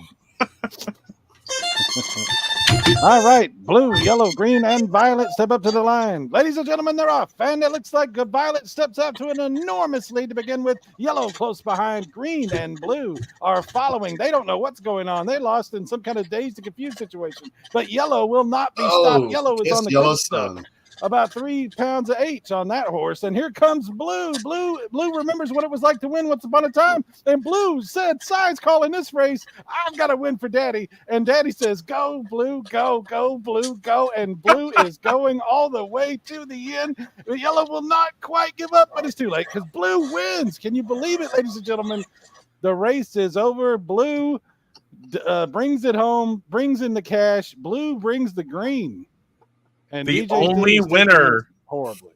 The only winner in race 2 is going to be Cyrus, $250, and now your leader. Well, you know what? It takes money to make money. All right, guys, here we go. Place your bets. We have all returning horses, violet, pink, orange, and red. Nice long 10 furlong race on turf. Oh, Blue's taking a nap for a little while. You know, Green Blue is deserves taking that. a break after two races. Green and Blue are out of this, so this is interesting. I'm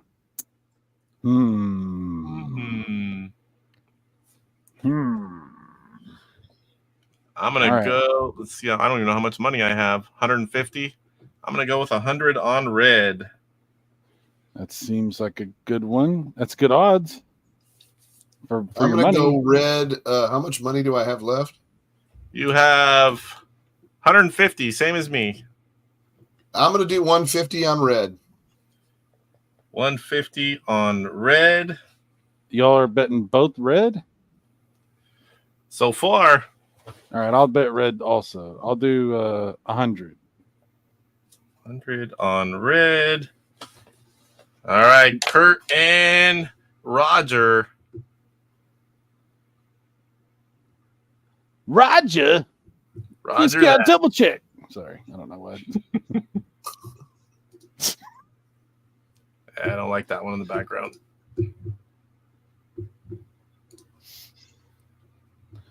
Oh my goodness. I have a bad feeling about this. I don't think red's going to win. Can I change? You can change whatever you want until we start it. All right. I want pink instead. I want pink for 100. Pink? Yep. All right, got it. Roger's going with an exacta bet. $200, red and then pink. Oh, he had the same pink feeling I had, but no. Kurt, that was from last one. Yeah, green's not even this one. What are you gonna bet, Kurt? I like it because I can go back to this screen as soon as I hit, and it still shows the color of the horses at the top now and how long the race is. Casey, you know what you need? You need that music from Deal or No Deal when people are like trying to decide what they're going to do. It's like super tense, like background music, you know? Dun, dun, dun, dun, dun, dun, dun. The people are like, I don't know. What do I pick? Kurt's going for pink and the stink, as he said it in his own words. Hey. In the pink. Hey. That's what I always call it. I mean, even if you lose, you still win. You know what I'm saying? You can't win if you don't lose. That's right. All right, so Roger's doing an exacta bet. Red and then pink. And I love being able to fly through the buttons because I know if I make a mistake, I can edit it now. Yeah, I cannot. When I was playing earlier, I was like, damn it, I screwed up like twice. Yeah, I did it a few times, and I always felt bad. All right, so I was on going to red. ask you that. If you mess up, you can't fix it, or you can? Not on the original game, but on this version, I can. Oh, that was one of the last requests I did. How do we get this version of this game? I asked him. I'll find out for sure. If he says, yeah, give it to him, I'll send it to you guys. I'm waiting for a response. Oh, cool. If he said, this is your game, I'm like, well, if you're going to make a version to release, let me know or sell it. You know, whatever he is, because there are people that are streaming it and they want it. I respect very much whatever he wants to do, but give it to me anyway, okay? Just I'd like mine tailored to my own name, please. No. Yes, my name is actually Cyrus. I don't know if you know that. Three of us are picking red. Two of us are picking pink, and Roger, red and pink. Let's check those odds before we get to the race. All right, violet 11-2, pink 2-1, orange 9-2, and red 3-2. Ugh, not good odds. Not good payout odds. This is 10 furlongs on turf. Here we go. Whose turf is it? Chuck, you want to call it or you want me to? Oh, you go ahead. All right. My voice, man, it's all dry and scratchy. Give me 1 second here. Would you want me to do it? I'll do it. I mean, you can do it. If your voice is messed up, you know. I'll call this one. You call the next one. Okay. Michael Hayes wants horse poop on the track. Damn it! All right, out of the gate, it's gonna be red with a whole shot. Red has the worst odds, but that's the worst for me. Oh, quickly, orange going around, dropping red to the 2, 9 furlongs. This is a nice long race. Yeah, going to be outside of red as well. Going to drop red all the way to the 3 spot. Violet trying to stay on the screen, making it a 4-horse race. Come on, Pink, get up there. Blue already won. I need Pink. Pink and Red are making up ground on your leader. Red looking to the outside, trying to get that 2-spot back. Orange is looking solid, though. 6 furlongs to go. One more will reach the halfway point of the race. Violet off the screen. Red now taking that 2-spot, just about to pull over. Wow. Pink already looking to get a spot back. Doesn't have the momentum yet. Orange still holding on to the lead. Looking fairly strong with 4 furlongs to go. It's going to be Red staying steady. That gap's not shrinking or getting bigger. 3 furlongs. Pink now in danger of going off the screen. It's going to be Orange and Red. Come on, Red versus Pink. Yeah. With 2 furlongs to go. Orange gets the whip now. All the horses are off the screen. I can't even talk. 1 furlong, nose to nose. It's going to be Red or Orange. Right now, it's looking like Orange. No! And Orange is going to take it by a nose. Wow. What a race the last 2.5 furlongs. Did anybody bet on Orange? No, nobody did. Dang it. This is one of those races where every time we bet, they lose. Oh, we got one bankrupt-aroo. Who's that? Chuckaroo. No, Chuck, don't go. We're down to 2 races. This is race 4 of 5. Can we sing a I'm song down to for $50, Chuck? so I'm betting 25 each one. Can we sing a quick song for Chuck's departure? It's It's so hard to say goodbye to yesterday. I liked your poem for Jeff better.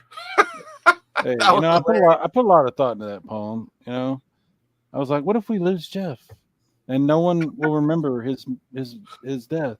I was like, I have to do something. No one ever volunteered to write a poem because I might have passed away. Sheesh. I'm not talented in such ways. All right, this is race 4 of 5, 6 furlongs on turf, all returning horses, pink, violet, green, and yellow. Place your bets, everyone but Chuck. Place your bets. Oh, can we let Chuck bet on Chuck? The other? Chuck can bet on 6 for fun if he wants. It's all good. I'll call it DJC 2. Wow, that's demeaning. I'm sorry, Chuck. I shouldn't have said it that way. I didn't know he was going to go that far with it. We love you, Chuck. 250 exacta. Green, pink. 250 exacta, green and pink. All right, Cyrus, Kurt, and Roger, place your bets. 250 on. What'd you say? 250 on Violet. I'm like 250. I like. Oh yeah, you got the money. Oh yeah. What am I gonna do here? 6 furlongs. Oh, last time I picked green. Every horse I pick came in last. Wait a minute. Which one did you pick this time? This last one I haven't picked yet, but I'm thinking about picking Violet. No, don't pick Violet. Don't. Okay, pick we got Violet. Roger going with 100 exacta bet, yellow and green. That's the colors for Green Bay. It is Rogers. I knew it. Yes, the Packers. I knew it. You can't hide here, Aaron. I am a Niner fan.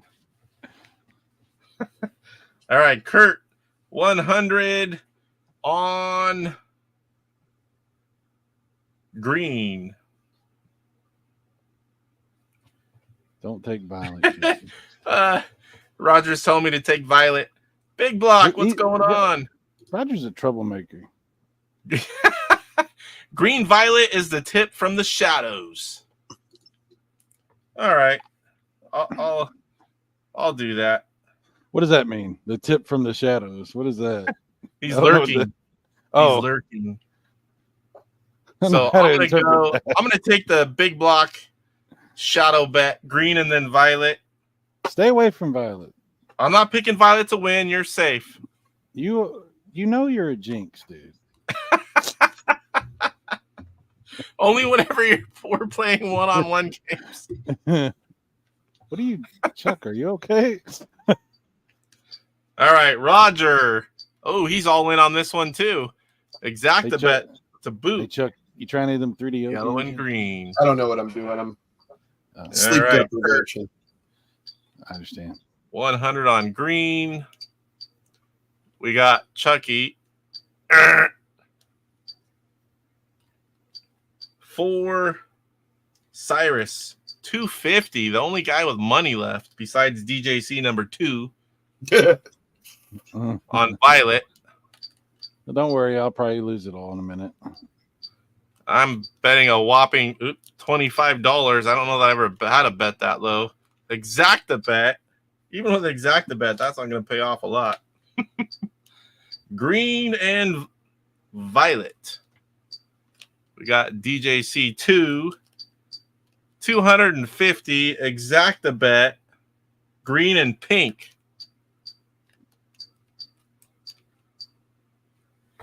Hey, Stu. Glad you enjoyed it, sir. Turned out to be a pretty darn good show. Uh-oh. I'm sinking. No, Chuck. Don't give in. Don't give in. I didn't know what to bet, Big Block. Why not? Don't give in to the despair. Brian. Do you remember that from the Never-Ending Story? The horse? Oh, never mind. Yes, Brian. I sent Brian a link too, but he wasn't able to make it. He just getting here. I think I might know that game. Yep. Whenever you have a lot of games in the works, you don't have a lot of free time, Brian. I understand. I don't even have the time to do the things I do, and I'm not even programming anything. All right, guys, let's check those odds after all the bets. Pink 4-1, Violet 5-2, Green 2-1, Yellow 4-1. 6 furlongs on turf. This one's going to be called by Cyrus. All right. Violet, or as I like to refer to that horse, Artax. Don't give in to the sadness, Pink. We can do this. Or Violet, excuse me. And Violet is off and taking the lead immediately, leaving behind everyone. Yellow coming up behind Violet because it likes the way it smells. It thinks it smells like a perfume or something, but it's not. And then when it realizes it's not, it goes off in the lead by itself and leaving Violet behind in a disrespectful manner. But green will not be denied because green is the color of money, and we all know that money always wins. And green is coming up, and yellow is distracted by that because yellow actually needs some money to pay for the rent this month, and it's struggling a little bit. But yellow can't keep up with green because green is just a whole different level of horse, a whole different class of horse. Green is blending into the background. Nobody even knows where it is. They can barely detect that it even exists, but green does exist because it's in the lead. It's about to win the race, and nobody can stop that. They're just so far behind now, they're not even racing anymore. They're back there talking, but green wins easily. Oh my gosh. Wow. Oh my God. Well, my little vision from the shadows was half right. First and last, not first and second. Yeah, because you jinxed me. Woo, Chuck! Wait, Chuck did number 2. Chuck number 2 won. Wait, what did it come in? What did I bet again? Green and pink. Oh, I thought I was pink green. That's perfect. Beautiful. I can pay back my previous loan. Oh, no, you can't. Wait a minute. We need to revisit the rules. Yeah. All the rules are he was playing for fun. F-U-N. Oh. It's all fake money? You mean I don't get paid? Wait a minute. I PayPal everyone at the end. Just ask the previous participant. Yeah, but he also expects PayPal if you lose. So, right. You know. Oh, yeah, Brian. I had this as a kid, and I remembered we played it on pretty good amount of times because you could do 6 people at once. This is where I learned to gamble: poker and blackjack, and horse racing. I can do 6 people at once. All right, guys. Final race. We've got Roger out. We've got Kurt with 400. Cyrus, the leader, with 525, and myself. I have leader. one bet away from having to hitch a ride home because I don't even have money for gas. I don't even know. I'm blown away by what Chuck just accomplished. That was crazy. Didn't even know he won. I didn't either until Didn't I even seen know. the money. Yeah, Well, Big Block. This is a pretty cool streaming version with a lot of enhancements to make the streaming go better. Roger, PayPal just got bought up by Atari. What are you gonna do? What are you gonna do? These things happen. Damn. Yeah, so did I, Brian. That Shifty Eye Dealer. I didn't play the poker games. I played a lot of blackjack. That was the only one I understood. I mean, I would play the poker, and I know I'd go for a pair, 2 pair, and 3 of a kind. As a 5-6-year-old, I had no clue what to do other than that. All right, here we go. 7 furlongs, muddy conditions. We have a new horse for the final race in white. Red is returning, yellow's returning, and orange is returning. Place your bets. I don't know how I'm going to spend my $25, but I'm not listening to the shadows. I'm gonna wait until Casey bets before I decide what I'm doing. Yeah, Violet ended up in last. Yeah. I don't know if you noticed that or not, Cyrus. You know what? I noticed a lot of things. Like right before the race start, Casey was doing something back behind the horses there. We couldn't figure out what was going on, but now I'm starting to be suspicious. Exacta white orange. Exactamundo. Michael says, hey, now we can have both versions of Astro Smash legally, that and the version of B-17 Bomber with the Atari logo on the map. Astro Smash, Atari doesn't have that. Because that is... Where did they get... Doesn't BBG or whatever have that one? I don't know how that works. Yeah, I'm curious to see how it all, or if Atari goes after the whole company or the missing games. I'm really curious. Hmm. Kurt says, Cyrus, that was awesome horse racing on Intellivision, the most IntelliVoice game Intel should have made.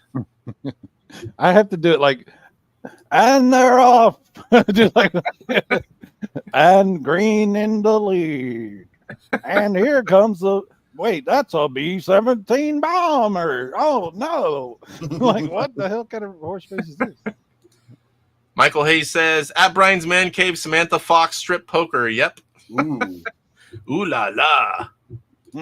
Roger says, White likes the slop, Casey.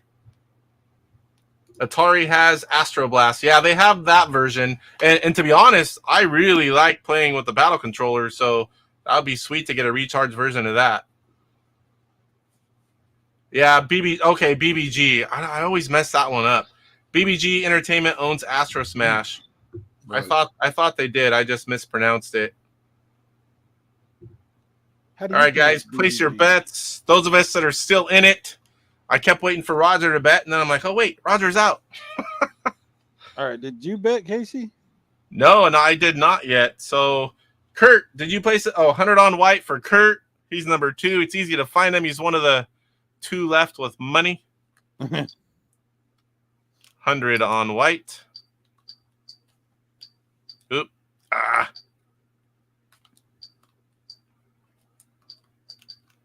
100 on White. And Cyrus wants me to go first, right? Mm-hmm. Remember, I can change my bet. Hey, none of that. That's not 7 furlongs, muddy. What are we going to do here? Red, orange. All right. I've got it. I'm going to go $25 all in on orange. Not yellow, orange. Yes, I'm tired, Roger. I had all weekend at the lake, for which camera's on, all weekend on the houseboat at the lake, and I never sleep that well when I'm away from home. And whenever we're there, we have the whole living room, my family, but we're on, what are they called? They're the couches that also fold down to beds, and they're not completely comfortable for either one, but they're good enough. Oh, that's the what we slept on. futons. Yeah, the little futons. They're not the best, but they're not bad. But 2 nights, and long days on the water. It just like yesterday, I slept like a friggin' rock. I didn't even want to get up. You got my Exacta for white orange, right? No, what was it again? 250? 250 white orange. White orange. And Cyrus, did you spit something out? I can't even remember. I'll do 100 on orange. See how you like being jinxed. Oh, now I'm gonna win. Yeah, if we all win, that's fine. But all right, so let's check the odds. 7 furlongs, muddy red 15-2, white 1-1, yellow 11-2, and orange 5-2. I think orange is gonna win. Here we go with the final race of the night. Who's going to get the whole shot for the final race? It's going to be Orange. Orange with a nice lead. One horse, Red, already off the screen. Poor Red. Didn't even write anything down. Never did that before. I must be tired. 5 furlongs to go. Orange with a nice lead. Wow. White looking to go off the screen. Oh, man. Orange with a slowdown here. Orange with a slowdown. 4 furlongs to go. That's a little early for a slowdown. Come on, White. White hanging on by a nose. Kind of blended in with the rail. There was 3 furlongs to go. White completely off the screen. Now it's down to orange and yellow. Gap staying the same. Nothing closing up. 2 furlongs to go. If nothing changes here, it's going to be orange and yellow. Orange picking up the speed. Yellow falling off the screen quick. Oh, we're down to Orange 1. It's got a it. 1-horse race. Orange, unless he falls over, is going to take the win. Orange for the win.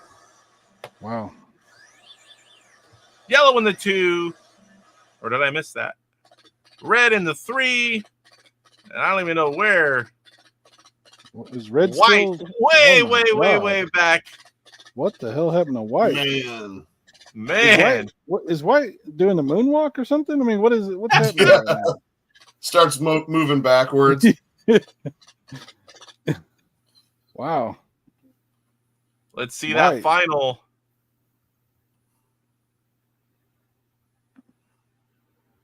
Cyrus with the win. Look at that big money I got. Went from $25 to $87. I can at least get home. 87. We got Roger was out. We got DJC out. DJC lost that one. What did you pick on that last one? Cyrus, you picked orange, right? Yeah. And you did 250? I've never forgot to write down a race, but I did. I did on that 100. one. I did 100. Oh, you did 100? Yeah. Oh, yeah, that's right. Because you could have stayed ahead of win or lose. You could have still won. And Kurt did 100 on white. All right, so the big winner with $775 is Cyrus. I'd like to thank everyone that made this happen, mainly Casey, because he's running the show,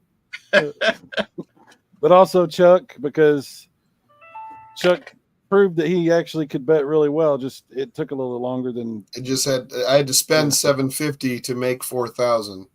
That's right. I think Chuck is the real winner here. I really do. The winner is me. $4,000. Well, Roger said, feeling awful pale for someone who was out on the boat for 2 days. Roger, I was a redhead. I am always pale. I get a little bit tan at best. Let me switch on over so I'm not looking at the wrong camera again.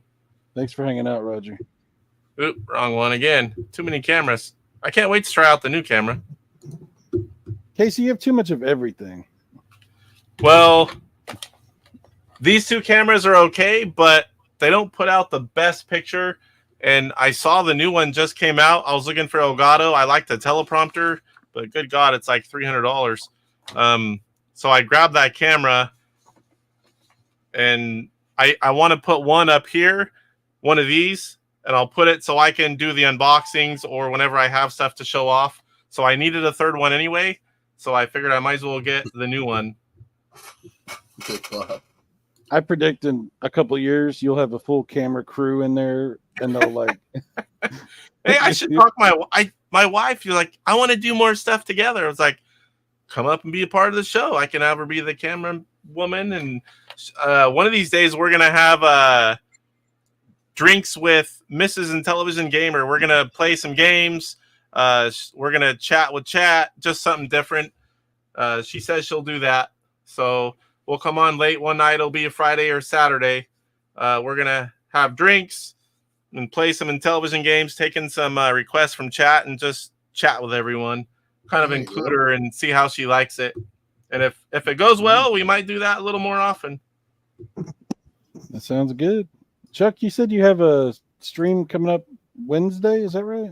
New Wednesday. show. Yeah. I have a whole new show. A whole new show. I forgot what you said. Is that dual streamed or is that just Rumble? I'm gonna probably dual stream it. Okay. If not, it might be just YouTube. You should 'Cause I do stream that daily on Rumble. I've been doing that for the last like 3-4 months. So I might, that's been exclusive for live stuff, but I might either do a dual stream or this one might be just a new YouTube show because it's going to be a new show. Sorry, Roger. I saw the good show. I missed the I'm out. If you're still here, thanks for coming in. Thanks for playing, and we'll see you probably next week. Yeah, I'll definitely tune in. What time is that going to be? Same time as Amico Forever used to be, at 9:30 Eastern on Wednesdays. 9:30. So that's 6:30 here? Yep. Okay, so it's going to be Jeff, and then right after Jeff ends, it'll be you going on, right? Probably, yeah, because that's how it used to 5 be. to 6:30? Yeah. Okay, perfect. Cyrus, you have anything going on? No. Late night video games with Cyrus. I do random nonsense at the worst possible times deliberately. Okay, I'll have you know, sir. A lot of thought goes into ruining my own channel. So, one thing we got most of us here.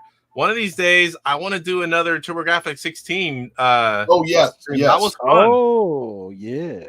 And we've got four of us that love the TurboGrafx 16, and it's fun to set aside some time once in a while when we can all make some time and play that. Yeah, absolutely. One day we will shooters. Yeah, maybe yeah, definitely shooter. I think it would be funny if each of us finds for the next show. Maybe we'll do that next Tuesday, possibly. We'll see. I mean, it doesn't really have to be a Tuesday, but I mean that usually seems to work. Turbo Tuesdays. Yeah, Turbo Tuesdays. Or not Tuesday. I'm sorry, not what were we doing before? Monday? When did we do that last? I don't even remember. It's been like a month. I think we did it on a Monday before I went to Mondays. I think so.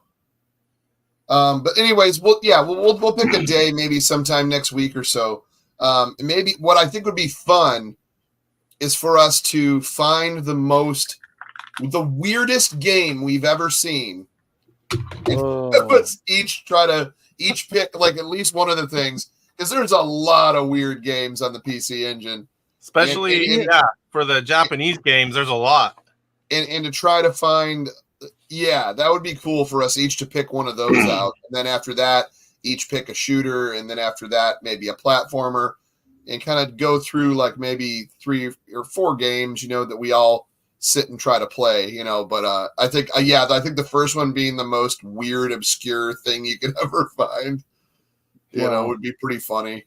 There's a nothing that we can't stream though. We can't have any of the. You got to be careful because it's a PC Engine, and you can't do like Strip Fighter or anything that shows like nude girls or anything. I was playing something. I don't remember what it was, but something like it didn't even seem like it was going to be like that, and then out of nowhere, you're like, "Whoa, whoa!" Yeah, you're playing a space shooter. Next thing you know, the girl takes her top off. You're like, "Whoa, what the heck is happening?" See, until some of those games we played last time, I've only ever played American games, so I've never experienced anything. And I know there's a vast library on that PC Engine side. So that's another reason that's fun to play with you guys. You guys know about all those good games over there. And also coming soon, guys. And I should probably do an unboxing, to be honest. Maybe that'll be the next video you see. I just received the box from Moogle here with so many darn 3DO games that I don't even know what to do. Secretly, but I'm gonna have to do an unboxing of that. They're all actually porn DVDs. Yeah, they're all. It's the Hey. puzzle. The plumbers don't wear ties. No, The fourth guy is here. Oh no, the Vix. What was it? Yeah. Vixen Interactive or what? Those real actual porns they put out. Yeah, on 3DO. I remember as a teenager Jeff. ordering a couple of those because I was like, "Ooh, boobs!" and you put them in a puzzle. You know, it was stupid. So we do have our fourth TurboGrafx 16 guy, and she's in chat. There you Let's go. go. Let's go, Jeff. Come on. We'll do it. We're man. talking We about will do doing it soon. I don't know if you heard it all. I got to tell you, Jeff is the smartest one of all of us because somehow he avoided this golf game. Like You mean the best golf game ever? It's ever. an amazing. It's a great game. It's just incredibly, impossibly, infuriatingly difficult. I think you need to hit the putting greens and practice. It doesn't help. I've tried. It doesn't help. He's in the putting green from one Is week that to the next, going back and forth. It doesn't help me at all. 1 week. Next week we're going to be doing nothing but putting. What? It's going to be a putt off. No, we're not. Putt off. I'm gonna. You mean we're gonna do all 18 holes? Hope you're not put off by the putt off. I'm gonna be playing on my Wii. You guys can do whatever you want. Oh my. Yeah. Ooh.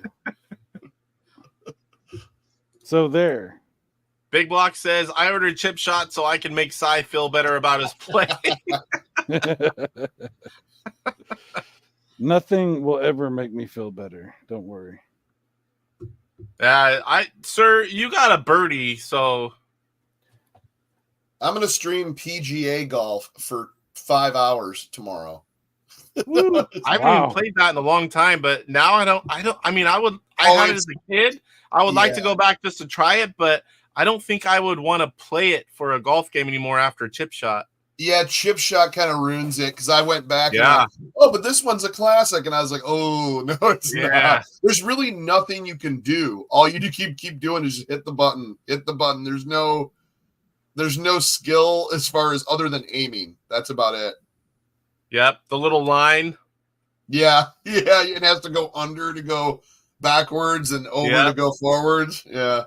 I just don't think it would be fun to play it other than nostalgic for, from my childhood. Yeah. Super Jeff. Wow. All right, guys. Anyone got anything else before we close it off? I got to go down and make sure my kids are still alive and they did what they're supposed to do and got ready for bed. Because I doubt they did. They didn't. They've been wreaking havoc. Like you said, they've been having a party down there. They know you were up there for an extended period and all hell breaking loose. They mom's at work, I'm up here, and I text them at one point while other people were talking, like, you guys better be taking your showers. But I'm gonna go down there, they're gonna be on their iPads. I didn't see it. Yeah. No hour. Oh well, it's 3 hours and 17 minutes in. Holy crap. So yeah. Oh, yeah. I gotta go. I'm gonna fall. I need to sleep. Yeah. Thanks all right, for hanging guys. out, Well, guys. thanks for coming on, and I see you guys before. I'll see you guys Thursday for sure. Definitely for see you Golf Thursday. League. Looking forward to that. I'll try to come up with something for the turbo it up. graphics. Yep, I Meow. screwed it up last week. I got to redeem myself this week. Me too. Meow can't wait. Meow can't wait. What? All right, guys. Good night, and thanks again for coming on. Peace out. Peace out. Oh, all right. Well, that was a very long show. Thank you guys that stuck in there. A lot of good stuff earlier. I hope you guys enjoyed that. I know people come and go whenever they can, but again, I want to thank everyone for coming in and giving us a piece of their day. Whether you just came and listened or you were one of the guys, the many people on. We had everyone from chat to collectors to publishers. A lot of YouTubers. We got a little bit of everything and got to hear a lot of different perspectives, and all of us pretty much were the same thing. We want to enjoy the games, and we think for the most part that Atari is going to deliver. How, when, and all the details, you're going to be hearing about it from all the channels, and I can't wait to have something to talk about. So also come back and check out tomorrow. Like we said earlier, I'm going to be a guest talking about the same things with Retro Bliss Gaming. I'll put a link in the description. If you're free tomorrow, come check them out. They asked me to be on the show, and I love when people ask. I love going to doing something different like that. So of course I said yes. My wife's not going to be happy because I do too much YouTube, but I'm going to have fun tomorrow, at least for about an hour. They don't go too long, nothing like this. So it starts at 5 Pacific time. And good night, everyone. And I will see you guys tomorrow or next week. Thanks for tuning in. I appreciate it.